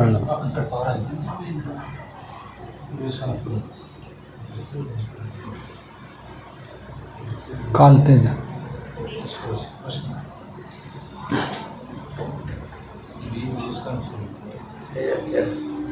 అయితే ఈ అంతరంగ లక్షణాలు బహిరంగ లక్షణాలు 2 రకాలు ఉంటాయి. ఇక్కడ మొట్టమొదటి చెప్పింది మచ్చిత్త అంటే ఇది అంతరంగ లక్షణం. వాళ్ళ అంతరంగ లక్షణం ఎలా ఉంటుందంటే నిరంతరం వాళ్ళు భగవంతుని గురించి ధ్యానిస్తుంటారు పూర్తిగా. వాళ్ళకి ఇంకా వేరే ఆలోచన అనేదే ఉండదు. ఎల్లప్పుడూ భగవంతుని ధ్యాసలో ఉంటుంది. వాళ్ళ మనసు పూర్తిగా భగవంతుని పైన లగ్నమై ఉంటుంది. భగవంతుని నిరంతరం ఆయన పాద పద్మాలని నిరంతరం ధ్యానిస్తూ ఉంటారు వాళ్ళు. ఇంకా వాళ్ళకి వేరే బిజినెస్ లేదు, ఇంకా ఇదే ఆలోచన. నిరంతరం భగవంతుని స్మరించుకోవడం, భగవంతుని యొక్క భక్తితో సేవలో ఉండటం, ఇది మచ్చిత్త అంటే. అంటే మనం మన్మన అనుకున్నాం, మన్మనాకి మచ్చిత్తాకి పెద్ద డిఫరెన్స్ లేదు. మన్మన ఎప్పుడు వస్తుందంటే మనం ఎప్పుడైతే భగవంతుని యొక్క వైభవాన్ని వింటామో, అంత గొప్పవాటితో మనకు సంబంధం ఏర్పరచుకుంటామో భక్తితో సేవ ద్వారా, అప్పుడు మనకి మన్మన మచ్చిత్త అనేది సాధ్యపడుతుంది. మచ్చిత్త అనేది మనం ఎప్పుడైతే భగవంతుని పూర్తిగా భక్తితో సేవలు ఉంటామో, నిరంతరం, అప్పుడప్పుడు కాదు. అలాగే ఆయన నామజపం నిరంతరం జపిస్తుంటాము. 16 మాలల్లోనే కాదు, నిరంతరం నామజపం జరగాలి. మన హృదయంలో జరగాల, మనం బాహ్యంగా అంతరంగంలో కూడా ఎప్పుడు భగవంతుని నామాన్ని మనం స్మరిస్తూ ఉండాలి. ఆ విధంగా ఎప్పుడైతే స్మరిస్తుంటామో అది మచ్చిత్త అవుతుంది, మన్మన అవుతుంది. లేకపోతే ఎట్లా అవుతుంది? ఇప్పుడు ఎప్పుడో ఒకసారి స్మరించుకుంటప్పుడు భగవంతుడు కూడా మనకి ఎలా ఎప్పుడు ఊరుతుంటాడు. నిరంతరం ప్రాక్టీస్ చేస్తుండాలి. థియరిటికల్ ఏదో ప్రాక్టికల్ నాలెడ్జ్ కావాలి. ప్రాక్టికల్గా కూడా మనం భగవంతుని నామాన్ని జపిస్తూ ఉండాలి. హృదయంలో అంతరంగంలో జపిస్తూ ఉండాలి, బాహ్యంగా కూడా జపిస్తుండాలి. ఆ విధంగా జపించినప్పుడు మనకి మన్మన అనేది చాలా సులభం అవుతుంది అన్నమాట. మద్గత ప్రాణం ఇది బాహ్య లక్షణం. మద్గత ప్రాణం అంటే వారి జీవితం పూర్తిగా కృష్ణుని సేవకు అంకితమై ఉంటుంది. వాళ్ళ ప్రాణాలు పూర్తిగా కృష్ణుని సేవకి, ఎప్పుడు భగవంతుని సేవలో ఉంటారు. బాహ్యమైన సేవ. ఇంతకుముందు ఏమో అంతరంగంలో ఆలోచించుకునేది, నిరంతరం స్మరించుకునేది మచ్చిత్త. మద్గత ప్రాణం అంటే ఇది ప్రాక్టికల్గా మనం అప్లై చేయటం, సేవ చేయటం భగవంతునికి. ఎంత మనం సేవ చేస్తామంటే అంత మత్సిత్త మన కృష్ణుడు మనం స్మరించుకోగలం. ఎంతగా మనం ఇన్వాల్వ్ అయితే భగవంతుని యొక్క భక్తిత సేవలో అంతగా మనకు భగవంతుడు గుర్తొస్తుంటాడు అన్నమాట. ఇంకోటి ముఖ్యంగా సేవ అంటే భగవంతుడు సేవ ఏంటి, భగవంతుడు చేసే కార్యాలు ఏంటి? ధర్మ సంస్థాపన. అవునా? భగవంతుడు ఏం చేస్తాడు? దేనికి అవతరిస్తాడు భగవంతుడు? ధర్మ సంస్థాపన కోసం. ఎందుకు ఆయన ఎవరైతే అభక్తులు ఉన్నారో, ఎవరైతే అసురులు ఉన్నారో వాళ్ళని నశించి మంచి వాళ్ళని, భక్తులని తిరిగి తన ధామానికి తీసుకెళ్ళడానికి, తను అట్రాక్ట్ చేయడానికి వస్తూ ఉంటాడు భగవంతుడు. సో అదేవిధంగా భక్తులు కూడా, శుద్ధ భక్తులు ఏం చేస్తుంటారు?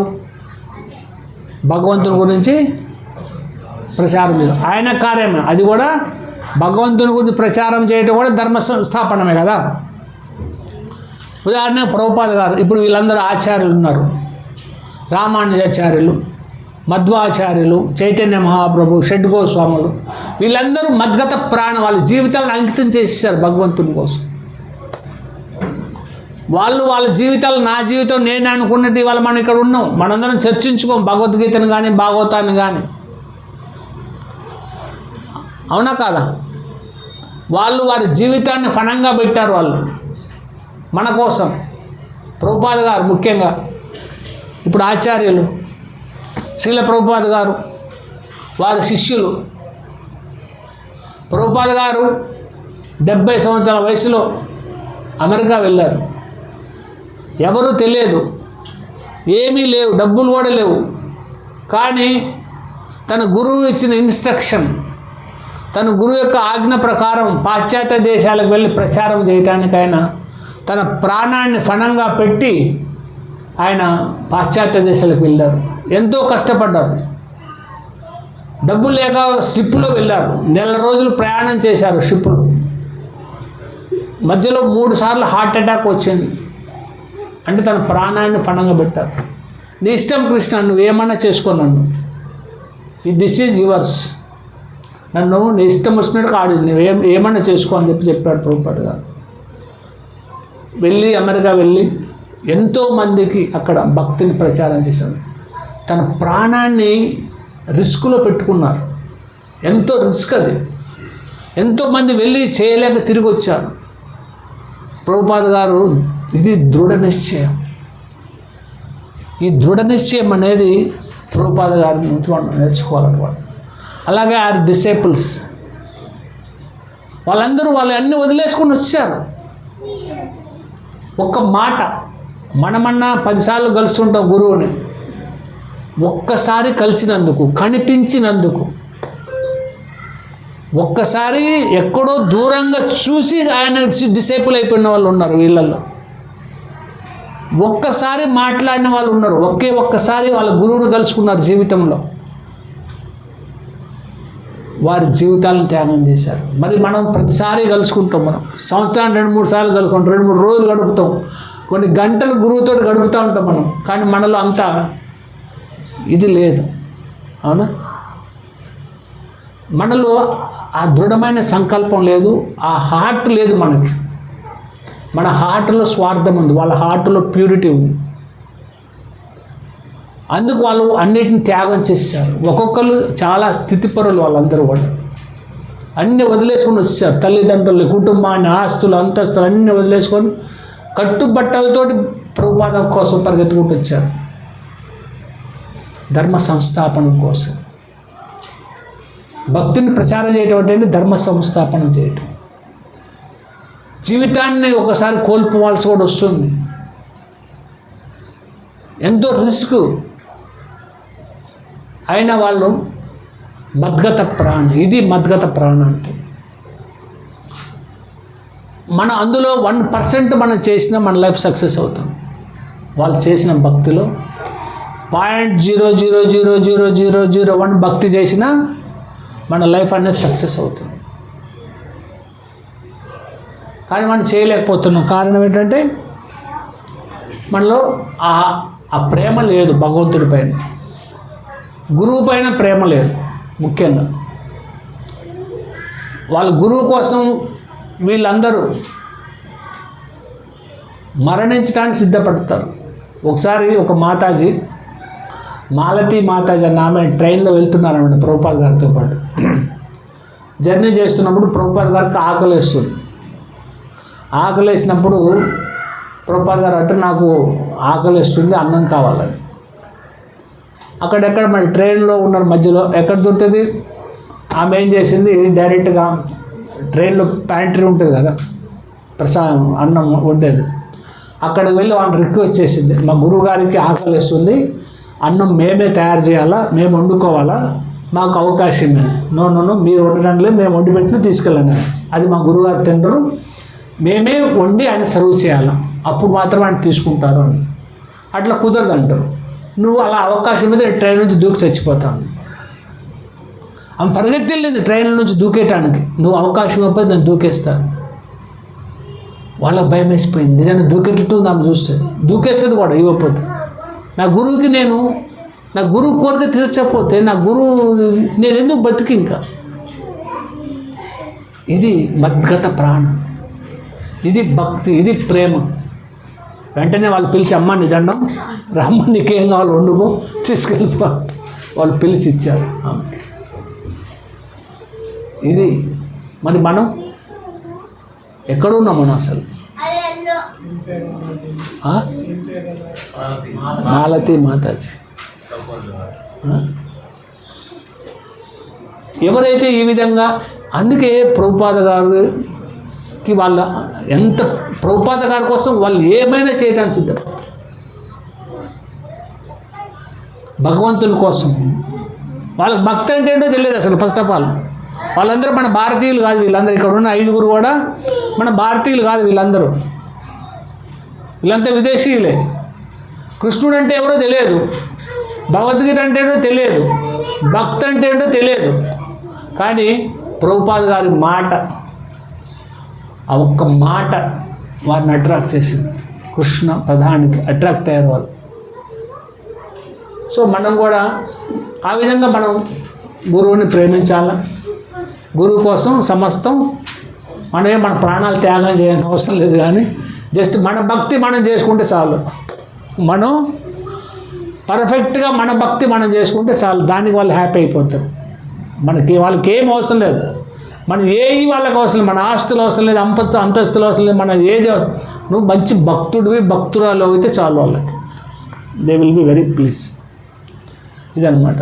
ఎవరైతే ఈ విధంగా నా గురించి ప్రచారం చేస్తారో వాళ్ళు నాకు చాలా ప్రియమైన వారు అని భగవద్గీతలో 18వ అధ్యాయం 69 శ్లోకాలు చెప్పాడు భగవంతుడు. నచ తస్మాన్ మనుష్యసు కశ్చిన్నే ప్రియకృత్తమః. అలాంతకంటే ప్రియమైన వాడు నాకెవరూ లేరు. నచ తస్మాస్ మనుష్యసు భవిత నచమే తస్మాత్ అన్య ప్రియతరో భువి.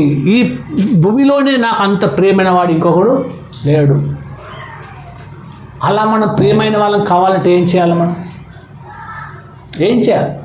భగవద్గీతని ప్రచారం చేయాలి, భగవద్గీత డిస్ట్రిబ్యూట్ చేయాలి.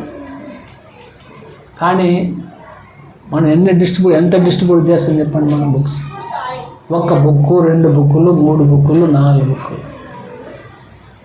ఒక నెల రోజులు మనం 12 నెలలు మన ఇచ్చాడు భగవంతుడు. ఒక నెల రోజులు ఆయనకి, నెల రోజులు కాదు, 1 వీక్ ఆయన కేటాయించి కనీసం ప్రతి వ్యక్తి ఎన్ని వీలుంటే అన్ని బుక్స్ డిస్ట్రిబ్యూట్ చేయాలి. ఇది ఈ భౌతిక జగత్తులో ఉన్న బద్ధ జీవులను కాపాడేది భగవద్గీత డిస్ట్రిబ్యూషన్. ఈ భౌతిక జగత్తులో శాంతిని నెలకొల్పేది భగవద్గీత. ఎంతమందికి మనం భగవద్గీతలు ఇస్తామో అంత శాంతి నెలకొంటుంది ఈ భౌతిక ప్రపంచంలో. అంతమంది భక్తులను చేసే అవకాశం ఉంటుంది. నీవు ఇచ్చిన ఒక్క భగవద్గీత చదివి ఒకడు భక్తులు అయ్యారనుకో, ఆ అకౌంట్ నీ అకౌంట్లో పడుతుంది. నీవు లిబరేట్ అయిపోతావు. ఇతని వల్లే కదా బుక్ ఇచ్చింది, అతని వల్లే కదా లిబరేట్ అయ్యాడు, భక్తుడయ్యాడు. కాబట్టి ఆ క్రెడిట్ ఎవరికి? అది మనకు వస్తుంది. కాబట్టి book distribution is most important. అది కృష్ణుడికి చాలా ఇష్టం, ప్రభుపాద గారికి చాలా ఇష్టం. అది మనం ఆచరించాలన్నమాట. ఇది మద్గత ప్రాణం అంటే. బోధయంత పరస్పరం. బోధయంత పరస్పరం అంటే ఇది కూడా బాహ్య లక్షణం. ఒకటే అంతరంగ లక్షణం, మిగతా బాహ్య లక్షణాలు. ఇదేంటిది? ఏం చేస్తుంటారు బోధయంత పరస్పరం అంటే? ఇదే బోధయంత పరస్పరం. సత్సంగం, భక్తులు ఒకరినొకరు చర్చించుకోవటం, ఒకరి గురించి ఒకరు మాట్లాడుకోవటం, ఇది బోధయంత పరస్పరం. అంటే భగవంతుని గ్లోరిఫై చేయటం. మనం ఏం చేస్తున్నాం ఇక్కడ? భగవంతుని కీర్తిస్తున్నాం, భగవంతుని గ్లోరిఫై చేస్తున్నాం. భగవంతుని గ్లోరిఫై చేస్తున్నామంటే ఏం జరుగుతుంది? మన హృదయం ప్యూరిఫై అవుతుంది. భగవంతుని ఎంతగా గ్లోరిఫై చేస్తే అంతగా నీ హృదయం ప్యూరిఫై అవుతుంది. నీ హృదయం అంత పవిత్రత అవుతుంది అన్నమాట. మన హృదయంలో ఎన్నో కల్మషాలు ఉన్నాయి. కల్మషాలని పోవాలంటే ఏం చేయాలా? గురువుని, భక్తులని, కృష్ణుని గ్లోరిఫై చేస్తుంటారు. మనలో అసూయ ఉంటే గ్లోరిఫై చేయలేము ఎవరిని. అది మనం గ్లోరిఫై చేయలేకపోతున్నామంటే మనలో అసూయ ఉన్నట్టు. మనలో అసూయ పోవాలంటే ఏం చేయాలా? నీకు ఇష్టం ఉన్నా లేకుండా గ్లోరిఫై చేస్తూ ఉండు. నీకు ఇష్టం లేకపోయినా గ్లోరిఫై, నువ్వు వీరుడు శూరుడు అని పొగుడుతూ ఉండు భక్తులు. అంటే జస్ట్ జోకి చెప్తున్నా, హార్ట్ఫుల్గా గ్లోరిఫై చేయాలి. ప్రేమతో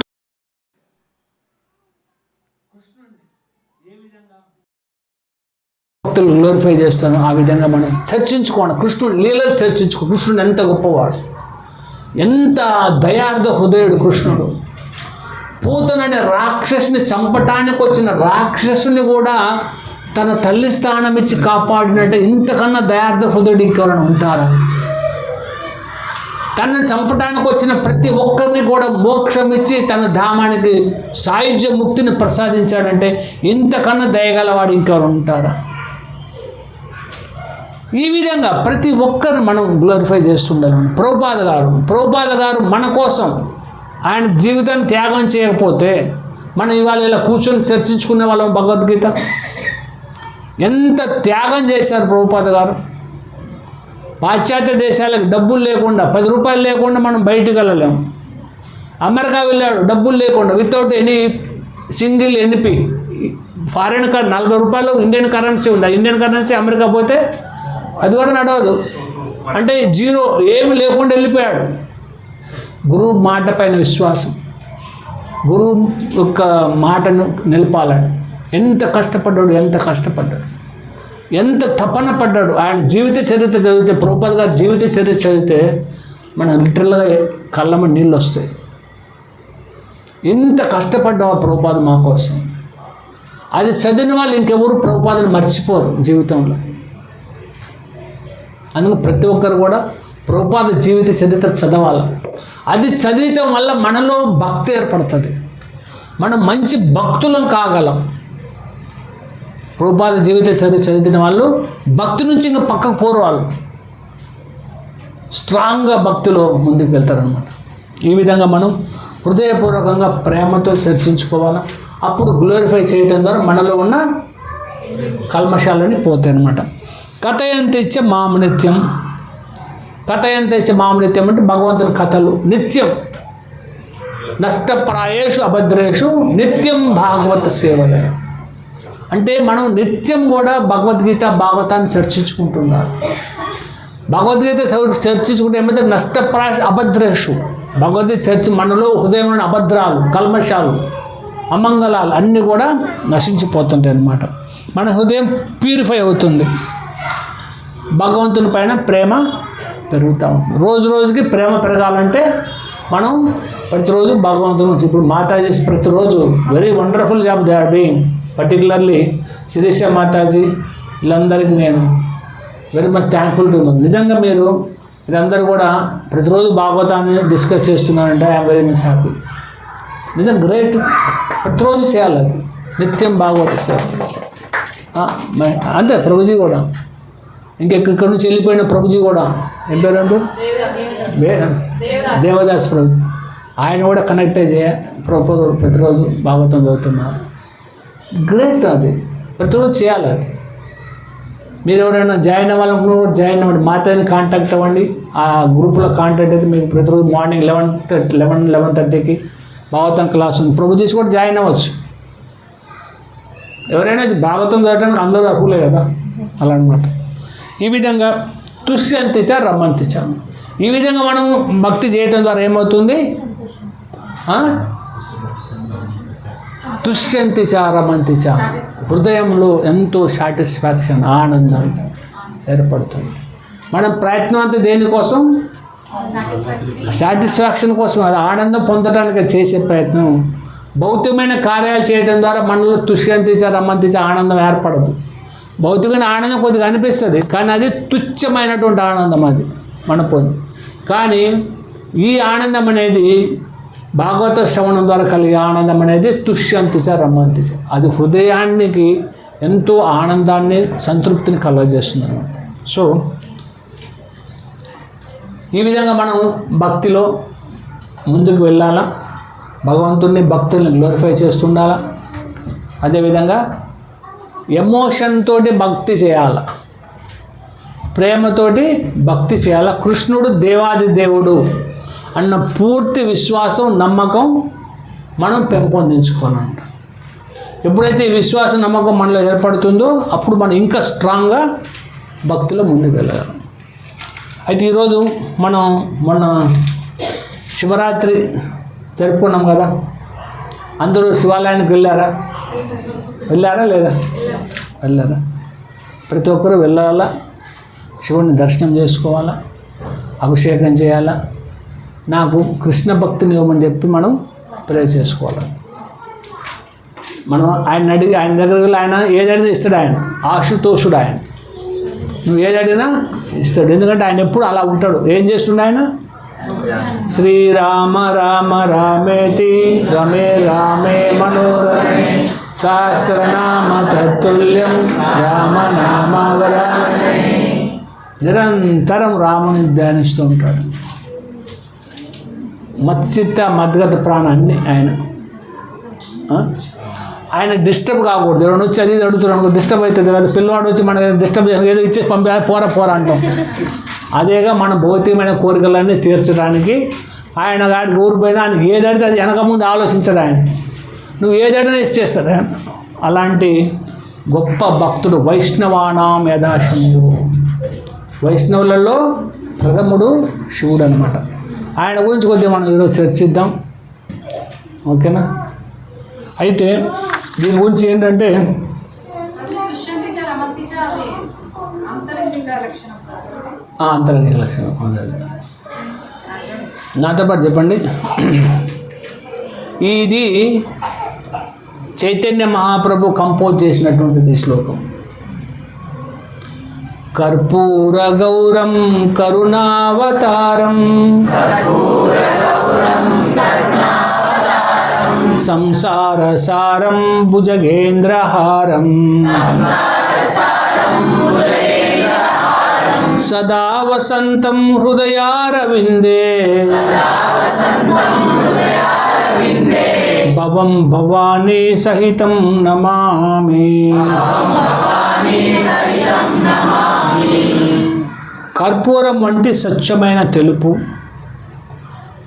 కరుణావతారము, అంతేకాకుండా భుజగేంద్ర హారం, సర్పాలనే తన మెడలో హారాలుగా ధరించినవాడు, స్వచ్ఛమైన హృదయం కలవాడు. అలాగే అంటే ఆ స్వచ్ఛమైన హృదయం అంటే కమలం లాంటి హృదయం. కమలానికి ఏమైనా అంటుతుందా? అది బురదలోనే ఉన్నా దానికి స్వచ్ఛంగా ఉంటుంది. అలాంటి హృదయం కలవాడు. అలాంటి శివునికి, పార్వతీదేవికి నా యొక్క హృదయపూర్వక ప్రణామాలు. అయితే నైమిషారణ్య ఋషులు చర్చిద్దామా? 20 నిమిషాలు అయిపోతుంది. 20 minutes రావట్లేదా? వస్తా. నైమిషారణ్య ఋషులు సూత గోస్వామిని అడిగారనమాట. ఓ సూత గోస్వామి, మాకు శివుడి లింగం ఎలా ఉద్భవించింది? శివలింగం దాని గురించి మాకు తెలియచేయండి. ఎందుకు ఇక్కడ భౌతిక జగత్తులో శివలింగం ఏర్పడింది? మేము దాని గురించి తెలుసుకోవాలనుకుంటున్నాము, మీరు దాని గురించి తెలియచేయాలని అడిగారనమాట. అయితే ఇక్కడ మనం గుర్తుంచుకోవాల్సింది ఏంటంటే ఏది జరిగినా ఒక లీల, ప్రతిదీ లీల అన్నమాట. ఆయన అలా ఎందుకు చేశాడు, ఈయన ఇలా చేశాడు అనుకోకూడదు మనం. అది ఒక లీలగా మనం స్మరించుకోవాలి. అయితే సూత గోస్వామి చెప్తా ఉన్నారనమాట. ఏమనంటే ఒకసారి బ్రహ్మదేవుడు విష్ణు లోకానికి క్షీరోదక విష్ణు దగ్గరికి వెళ్తాడు. వెళ్ళి అప్పుడు ఆయన ఏం చేస్తాడు? క్షీరోదక విష్ణు ఏం చేస్తుంటాడు?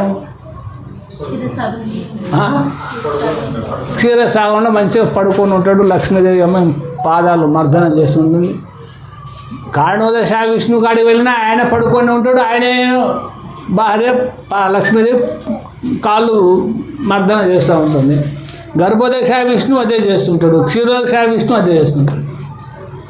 ఈయనకి అక్కడికి వెళ్ళినాక అనిపించింది అన్నమాట, అరే నేను ఇంత కష్టపడుతున్నా, ఈ సృష్టి అంతా నేనే చేస్తున్నా, జీవులను సృష్టిస్తున్నా, వీళ్ళ విధి విధానాలు ఏర్పాటు చేస్తూ ఇంత కష్టపడుతున్నా నేను, అసలు నాకు రెస్ట్ లేదు.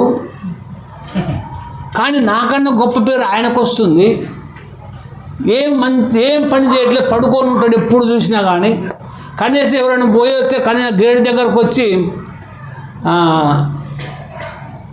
ఇన్వైట్ కూడా చేయడు, అలానే పడుకున్నాడు. అక్కడి నుంచే మాట్లాడుతుంటాడు తప్ప కనీసం ఇంటి ముందుకు వచ్చి పిల్లవాడిని కూడా పిలవాడు. నన్ను నేను కూడా వెళ్తుంటాడు కదా, ఏదో సమస్య వస్తే దగ్గరకు వచ్చి కూడా పిలవాడు, నన్ను ఇన్వైట్ కూడా చేయడు.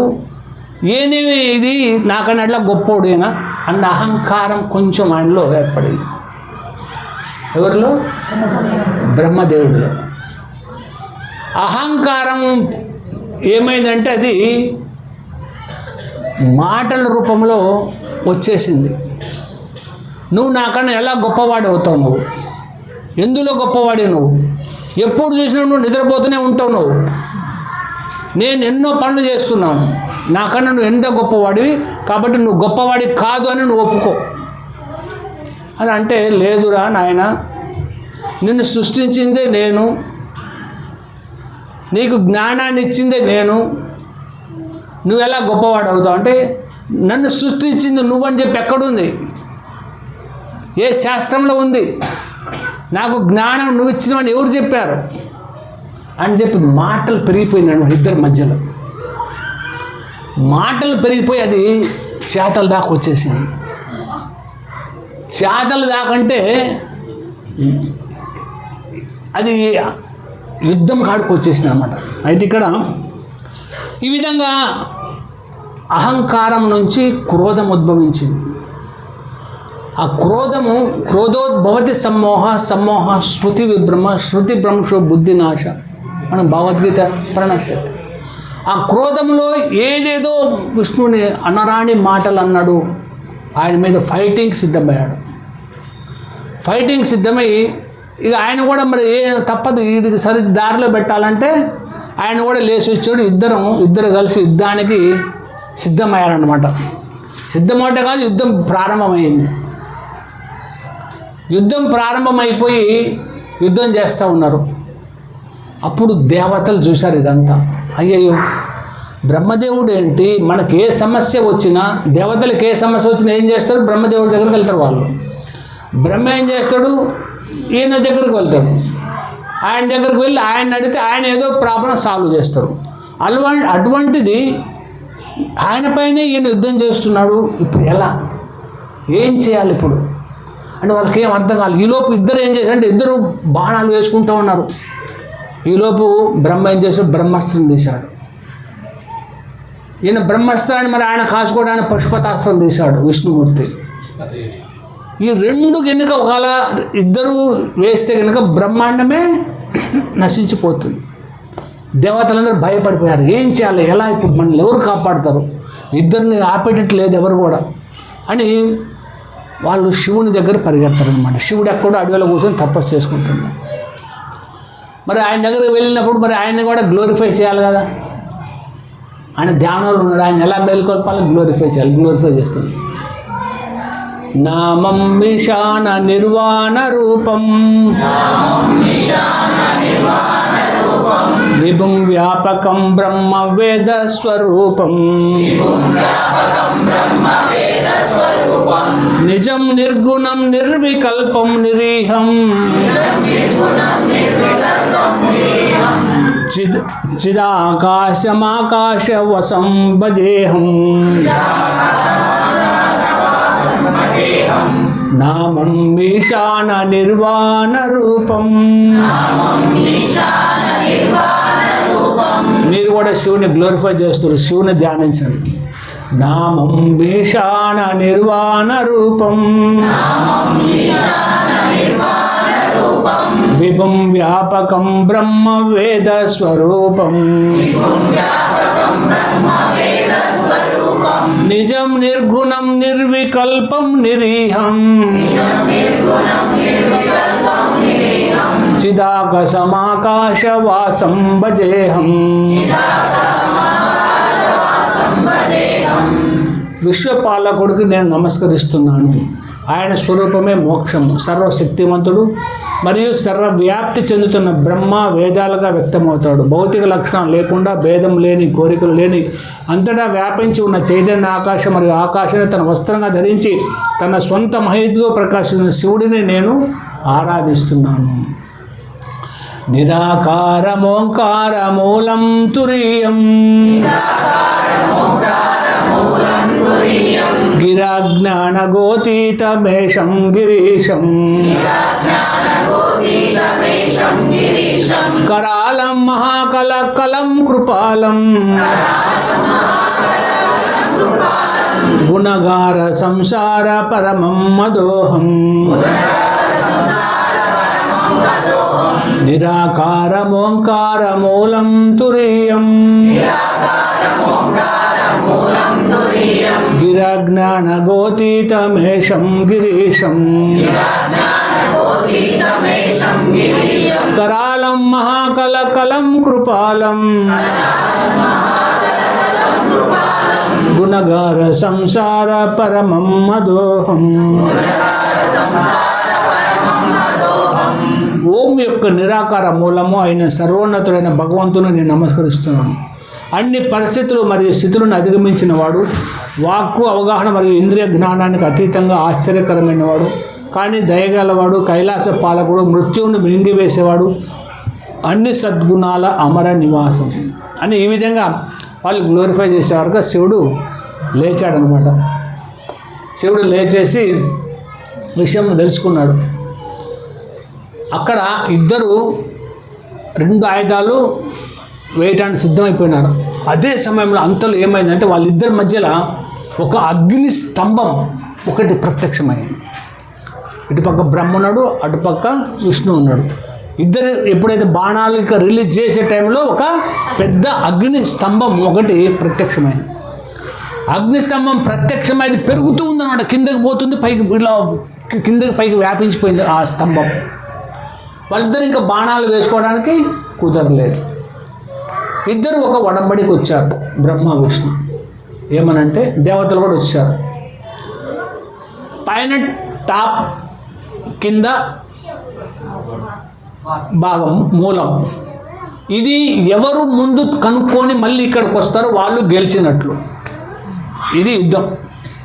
ఎవరైతే పైకి వెళ్ళి పైన భాగాన్ని టచ్ చేసి రావాలా, అలాగే కిందకి వెళ్ళి కింది భాగాన్ని టచ్ చేసి రావాలి. ఎవరు ముందు మళ్ళీ ఇక్కడికి వస్తారో వాళ్ళు గెలిచినట్లు. ఇది పందెం అన్నమాట.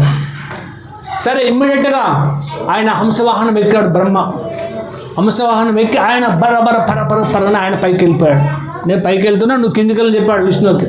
సరే, విష్ణు వినయంగా ఉంటాడు కదా, ఆయన సరే అని ఆయన కింద వరహాతారం ఎత్తి ఆయన కింద వెళ్తున్నాడు. బ్రహ్మ జనలోకము, తపోలోకం అన్ని లోకాలు దాటి ఎంతో పైకి వెళ్ళినా ఎక్కడ దాన టాప్ తెలియట్లేదు ఆయనకి. అలసిపోయాడు, ఎంతో దూరం వెళ్ళాడు, ఎక్కడ లేదు, కనిపిస్తలేదు దాని టాప్. అదేవిధంగా విష్ణుమూర్తి కిందకి వెళ్తున్నాడు. రసాతల, పాతాల, అతల, తలాతల, మహాతల అన్ని లోకాలు దాటి కింద పాతాల లోకానికి వెళ్ళిపోయిన ఆయనకి దాని ఎండు దొరుకుతలేదు. ఈలోపు ఏమైంది, బ్రహ్మ పైకి వెళ్ళేటప్పుడు అక్కడ ఇంకా ఆయనకి అర్థమైపోయింది, దీని యొక్క ఆది ఎక్కడుందో నేను తెలుసుకోలేను, టాప్ ఎక్కడుంది తల అని. ఇక తిరిగి వద్దాం అనుకున్న టైంలో ఒక ఫ్లవర్ పడుతుందన్నమాట పైనుంచి. కేతకి ఫ్లవర్ అంటారు దాన్ని. ఆ ఫ్లవర్ పడేదాన్ని చూస్తాడు. ఓహో, అంటే దీని టాప్ పైనుంచి వస్తుంది ఫ్లవర్, ఇది పైనుంచి వస్తుంది కాబట్టి అక్కడ నుంచి పడుతుంది కాబట్టి టాప్ ఇక్కడే ఉంటుంది అనుకుంటాడు. అనుకుని ఆ ఫ్లవర్ పడుతుంది, ఆ ఫ్లవర్ని పట్టుకుంటాడు. పట్టుకొని ఆ ఫ్లవర్ తోటి మాట్లాడుతుంది అనమాట. ఎందుకంటే ఆయన సృష్టించిన ఫ్లవర్సే కదా, ఆయన సృష్టికర్త, ఆయన బ్రహ్మే కదా. ఆ పుష్పాలను కూడా ఎవరు సృష్టించాడు, ఆయనే సృష్టించాడు. దాంతో మాట్లాడుతున్నాడు. ఓ కేతకి పుష్పమా, నువ్వు ఎక్కడి నుంచి వస్తున్నావు, ఏంటి స్తంభము, నువ్వు దాని పైనుంచి వస్తున్నావు అని అడిగాడు. అవును, నేను పైనుంచి వస్తున్నాను, కానీ పొరపాటున జారి కింద పడిపోతున్నాను నేను, మీరు పట్టుకున్నారు అన్నాడు. అప్పుడు బ్రహ్మ ఏమంటాడంటే, ఆయనకు ఒక ఆలోచన కలిగింది. ఈ ఫ్లవర్ అయితే దొరికింది నాకు హెల్ప్ చేయను, నిన్ను సృష్టించిన వాడిని నేను, కాబట్టి నాకు నువ్వు సహాయం చేయి. ఏంటో సహాయము, నేనే నిన్ను పైకి వచ్చి పైనుంచి తీసుకొస్తున్నట్టు అబద్ధం చెప్పు. నువ్వు నేనే పైకి వచ్చాను, పైలో నిన్ను తీసుకొని వస్తున్నానని నువ్వు అబద్ధం చెప్పు అని. కేతకి పుష్పం ఏమంటుందంటే, సరే నన్ను సృష్టించింది నువ్వే కదా, మరి సరే నీకోసం నేను అబద్ధం చెప్తాను. ఈలోపు కిందకి వెళ్ళిన ఆయన విష్ణుమూర్తి కూడా ఎక్కడ దాన్న ఎండు దొరకలేదు, ఆయన కూడా కింద కూడా ఆయన కూడా నిరుత్సాహంగా పైకి వస్తాడు. ఇద్దరు వస్తారు. వచ్చిన తర్వాత విష్ణుమూర్తిని అడుగుతాడు, నువ్వు నీకు తెలిసిందా దాని ఆ మూలం ఎక్కడుందో, నాకు దొరకలేదు అది అని చెప్తాడు. నీకు తెలుసా, నాకు తెలిసిపోయింది, కావాలంటే ఫ్లవర్ని అడుగు, నేను పైకి వెళ్ళి ఆ ఫ్లవర్ని తీసుకొని వస్తున్నాను. ఆ ఫ్లవర్ కూడా ఏమంటుంది, కేతకి పుష్పం, ఎస్ ఆయన వచ్చాడు, అక్కడి నుంచే తీసుకుని అది చెప్తాడు. కాబట్టి ఇప్పుడు ఎవరు గెలిచారు, బ్రహ్మ గెలిచాడు. బ్రహ్మ గెలిచాను, నేను గెలిచాను కాబట్టి నువ్వు నా పాదాలని పూజించు, నా పాదాలను నువ్వు పూజించు. సరే, విష్ణుమూర్తి ఏమంటాడు, సరే నేను ఓడిపోయాను కదా, నీ పాదాలను పూజిస్తాను. ఆయన పాదాలను పూజిస్తాడు. ఈలోపు ఆ పిల్లర్లో నుంచి దాల్మని శివుడు ప్రత్యక్షమవుతాడు.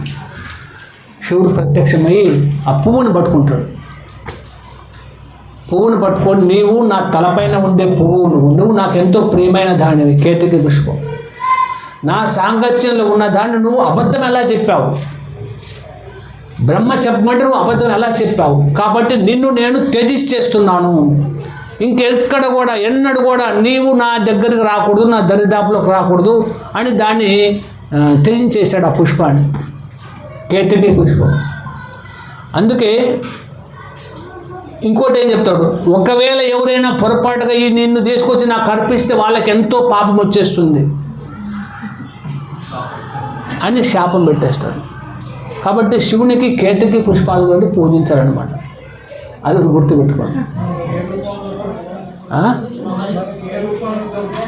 అదేదో నాకు కేతకి పుష్పం అంటే తెలుస్తుంది. దాన్ని సెర్చ్ చేయండి, గూగుల్ ఉంది కదా, గూగుల్ ఫ్రెండ్ అడగండి, దాన్ని చెప్తుంది. మొగలి పువ్వా? ఓకే ఓకే, కేతకి అంటే మొగలి పువ్వా? రైట్, మా అత్తయ్య చెప్పాను మొగలి పువ్వులు. అందుకే అవి శివునికి అర్పించారనమాట.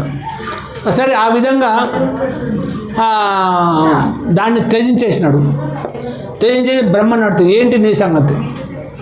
నువ్వు ఇక్కడ నుంచి వెళ్ళిపోయిన ఫ్లవర్ని పంపించేస్తాడు. నీవు ఏంటి, నీ సంగతి ఏంటి? ఎందుకు అబద్ధం ఆడావు? బ్రహ్మకి 5 హెడ్స్ ఉన్నాయి యాక్చువల్గా. మనం ఈ విశ్వం బ్రహ్మకి 5 తలలు. నువ్వు అబద్ధం ఆడావు కాబట్టి అని చెప్పి కత్తి తీసుకుని మిట్లా తల నరికేసేస్తాడు. బ్రహ్మ తలని ఖండించేస్తాడు శివుడు. ఖండించేసేటప్పుడు మన బ్రహ్మకు అందుకే 4 హెడ్స్ ఉంటాయి. ఇప్పుడు యాక్చువల్లీ మన బ్రహ్మకు 5 తలలు. కానీ ఎప్పుడైతే ఈ తలని తీసేతోటి 4 తలలతోటి బ్రహ్మ ఉండిపోతాడు అనమాట. ఉండిపోయి నువ్వు చాలా అపరాధం చేసావు. నీవు సాక్షాత్తుగా విష్ణుమూర్తితోటి నువ్వు పాదపూజ చేయించుకున్నావు. నీవు ఎంతో పూజ, లాభ, ప్రతిష్ట ఆశించావు. కాబట్టి నీకు నేను శాపం ఇస్తున్నాను. నీకు ఎక్కడ ఈ సృష్టిలో గుడ్లు ఉండకూడదు, నీకెవరు పూజ చేయకూడదు. ఈ విధంగా నేను శాపం పెడుతున్నాను. ఆయనకి బ్రహ్మకు శాపం పెట్టేస్తాను. అందుకే ఇక్కడ బ్రహ్మదేవుని గుడులు ఉండవు, ఎందుకంటే శివుని శాపం అన్నమాట. అంటే ఎప్పుడైతే మనం పూజని, లాభాన్ని, ఇది పూజించాలని కోరుకుంటాము, అందరూ నన్ను గౌరవించాలా, పూజించాలని కోరుకుంటాము, అప్పుడు అవి మనకి ఎంతో దూరం వెళ్ళిపోతాయి అన్నమాట. ఎవరైతే పూజ, లాభ, ప్రతిష్ట ఆశించారో వాళ్ళకి అవి దగ్గరికి వస్తూ ఉంటాయి. కాబట్టి మనం ఎప్పుడు కూడా పూజ, లాభ, ప్రతిష్టను ఆశించకూడదు. ఎందులో కూడా మనం చేసే ఏ పనిలో కూడా పూజ, లాభ, ప్రతిష్ట ఉంచితే మనలో అహంకారం వస్తుంది. అహంకారం వస్తే భక్తికి మనం దూరం అయిపోతాం. ఆ తర్వాత విష్ణుమూర్తిని శివుడు గ్లోరిఫై చేస్తూ ఉంటాడు అన్నమాట.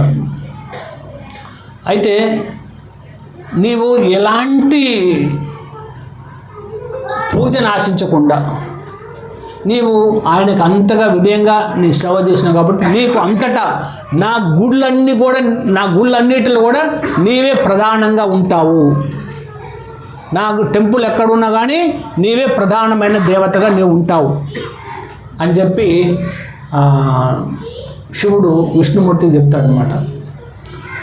చెబితే విష్ణుమూర్తి అంటాడు, నా ప్రధాన ఆలయాల్లో కూడా నువ్వు ఉండాలా, నువ్వు ఉండేలా నేను కూడా ఇది చేస్తున్నా అని చెప్తారనమాట. అందుకే శివక్షేత్రాలు ఎక్కడ వెళ్ళాను, సపోజ్ కాశీ వెళ్ళామనుకోండి, కాశీలో ప్రధాన దేవుడు బిందు మాధవ. మనం కాశీ వెళ్ళిన తర్వాత ఓన్లీ కాశీ అంటే శివుణ్ణి దర్శించుకొని వచ్చేసామనుకో, అది ఫలితాన్ని ఇయ్యదట. ఫస్ట్ బిందు మాధవం దర్శించుకున్నాకనే కాశీ విశ్వేశ్వరుని దర్శించుకోవాలి. ఇది ఫస్ట్. తర్వాత కంచి, శివ కంచి అంటారు కదా, కంచి కూడా శివక్షేత్రం. అది అక్కడ ప్రధానమైనటువంటి వారు ఎవరు? వరదరాజస్వామి. వరదరాజస్వామిని దర్శించుకొని శివుని దర్శించుకోవాలి. ఈ విధంగా అన్నమాట. అదేవిధంగా మధురలో ఎవరిది? కృష్ణుడి యొక్క క్షేత్రం అది. అక్కడ ప్రధానమైనటువంటి పూజ భూతేశ్వర మహాదేవ్ దొరుకుతుంది. అదేవిధంగా బృందావనంలో గోపేశ్వర మహాదేవ్. ఈ విధంగా అంటే విష్ణు ఆలయాల్లో శివుడు ఉంటాడు, శివుడు ఆలయాల్లో విష్ణు. ఈ విధంగా ఒకళ్ళు ఉంటారనమాట. అంటే శివుడికి ఎందుకు భగవంతుడు అంత ప్రాధాన్యత ఇస్తాడంటే శివుడు ఆయన యొక్క గొప్ప భక్తుడు. అందాక వైష్ణవానం యథాశంభం. కాబట్టి విష్ణువు యొక్క ప్రధానమైన భక్తుడు శివ అన్నమాట. శివకు అంతటి ఇంపార్టెన్స్. శివ ఈక్వల్ టు విష్ణుమూర్తికి ఎంతటి ప్రాధాన్యత ఉంటుందో అంతటి ప్రాధాన్యత కూడా శివునికి ఉంటుందన్నమాట. మనం లాస్ట్ ఇయర్ చర్చించుకున్నాం, మళ్ళీ ఒకసారి వీళ్ళని చర్చించుకున్నాం. కాబట్టి శివ అనేది ప్రతి ఒక్కరు కూడా శివుని పూజించుకోవచ్చు. అంటే శివరాత్రి రోజు పూజించుకొని ఆయన మనం ప్రే చేసుకోవాల్సిందంటే నాకు కృష్ణ భక్తిని ప్రసాదించు అని అడగాలన్నమాట. అయితే ఈ ఏదైతే పిల్లర్ ఏర్పడిందో, అగ్ని పిల్లర్ ఏర్పడింది చెప్పే కదా, అది మొట్టమొదటి శివలింగం అన్నమాట. ఈ సృష్టిలో ఏర్పడిన మొట్టమొదటి శివలింగం అది ఇప్పుడు అరుణాచలంలో ఉంది. అదే శివలింగం అరుణాచలంలో ఉంది. రమణ మహర్షి ఆశ్రమం ఉంటారు కదా, అదే శివలింగం ఇప్పుడు ఈ సృష్టిలో అరుణాచలంలో ఉందన్నమాట. అంటే ఈ శివలింగానికి చాలామంది వివిధ రకాలు చెప్తుంటారు. అవన్నీ కాదు, ఇది నిజమైనటువంటి స్టోరీ అన్నమాట, కథ, నిజంగా జరిగిన కథ. మనం ఎందుకు లింగ రూపంలో అర్పిస్తామంటే ఆయన ఆ లింగ రూపంలో ప్రత్యక్షంగా ఆవిర్భవించి అది ఆయన సింబల్. అది మనం విష్ణువుని శాలిగ్రామ రూపంలో అర్చిస్తాం, అవునా? శివుణ్ణి లింగ రూపంలో అర్చిస్తాం.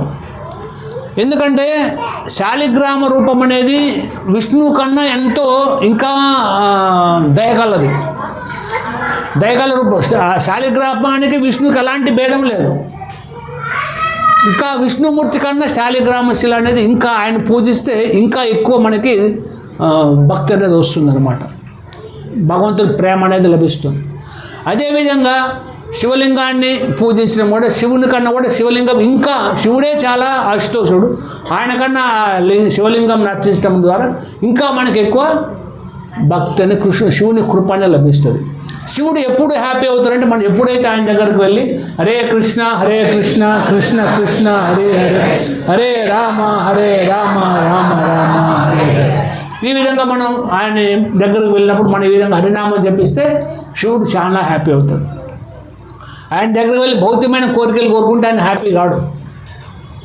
ఆయన దగ్గరికి వెళ్ళినప్పుడు మనం కోరుకోవాల్సింది నాకు కృష్ణ భక్తిని ప్రసాదించు, లేదా నా గురువు పైన వైష్ణవులని సేవ చేసుకునే అవకాశాన్ని నాకు కలిగించు. ఎందుకంటే ఆయన వైష్ణవుడు కాబట్టి ఆ వైష్ణవుడు సేవ చేసుకోవడం ప్రతి ఒక్కరి ధర్మం. అది చాలామంది ఏమంటారంటే వివిధ రకాలుగా చెప్తూ ఉంటారు. రాముడు శివుణ్ణి పూజించాడు కాబట్టి శివుడే గొప్ప అంటారు. కానీ అది శివుని పూజించడం శివుడు గొప్పవాడు కాడు. ఎందుకంటే తండ్రి పిల్లల్ని నెత్తి మీద పెట్టుకుంటాడు, అవునా? అలానే పిల్లోడు తండ్రి కానీ గొప్పవాడు అవుతాడా? గొప్పవాడు కాదు కదా. ఎందుకంటే ప్రేమతోటి చేస్తాడు అన్నమాట. మరి సుధాముడిని కూడా కృష్ణుడు పాదాలు గడిగాడు. అలా అని చెప్పి సుధాముడు గొప్పవాడా కృష్ణుడు కన్నా? కాదు కదా. అలా అన్నమాట. కాబట్టి మనం మన ఆలోచనలు ఎప్పుడు ఆయన గొప్ప వైష్ణవుడు, ఆయన్ని మనం గౌరవించాలా, సేవించుకోవాలా, తప్పు లేదు. కానీ మనం ఎప్పుడు కూడా ఆయన్ని భౌతికమైన కోరికల కోసం ఆయన దగ్గర పోకూడదు. నువ్వు వెళ్ళి నాకు కృష్ణ భక్తిని ప్రసాదించు, కృష్ణ భక్తులను సేవించుకునేలా, భక్తుల సాంగత్యం నిరంతరం ఉండేలా నన్ను అనుగ్రహించు స్వామి అని భక్తుల సేవ చేసుకునే భాగ్యాన్ని నాకు కలిగించని మనం వేడుకోవాలన్నమాట. ఇది శివుని యొక్క ఇది అనమాట. ఈ విధంగా శివలింగం అనేది ఈ భౌతిక జగత్తులో మొట్టమొదటిసారిగా ఆవిర్భవించింది. అది మన ఇక్కడ మన యూనివర్స్లోనే ఏర్పడింది. అది ఇంకెక్కడో కాదు, మన యూనివర్స్లోనే మన విశ్వంలోనే అది జరిగింది. కాబట్టి అది ఫస్ట్ మొట్టమొదటిగా శివలింగం అనేది ఇప్పుడు అరుణాచలంలో ఉందన్నమాట. అది చెప్తాను. హరే కృష్ణ. శ్రీల ప్రభుపాదకి హర హర మహాదేవ శంభో శంకర. హరి బోల్. ఇవాళ ముఖ్యమంత్రి ఏంటంటే వీణా మాతాజీ, విజేందర్ ప్రభు వాళ్ళ పిల్లల బర్త్డేస్. దాని సందర్భంగా మనకు మంచి గ్రాండ్ ఫీస్ట్ ఇస్తున్నారు. అందుకని ఈ జపమంతా వాళ్ళ పిల్లలు మంచిగా భక్తులు కావాలా. ప్రభుజీ కూడా మంచి భక్తులు, మాతాజీ మంచి భక్తులు అడ్వాన్స్ అవ్వాలని మనం ఒక మాల జపం చేద్దాం. హరే కృష్ణ. శ్రీల ప్రభుపాదకి ఒకసారి వారు ఫీస్ట్ ఇచ్చినందుకు 3 సార్లు హరే కృష్ణ మంత్రం. హరే కృష్ణ కృష్ణ కృష్ణ హరే హరే, హరే రామ రామ రామ హరే హరే, హరే కృష్ణ కృష్ణ కృష్ణ హరే హరే, హరే రామ రామ రామ హరే హరే, హరే కృష్ణ కృష్ణ కృష్ణ హరే హరే, హరే రామ రామ రామ హరే హరే.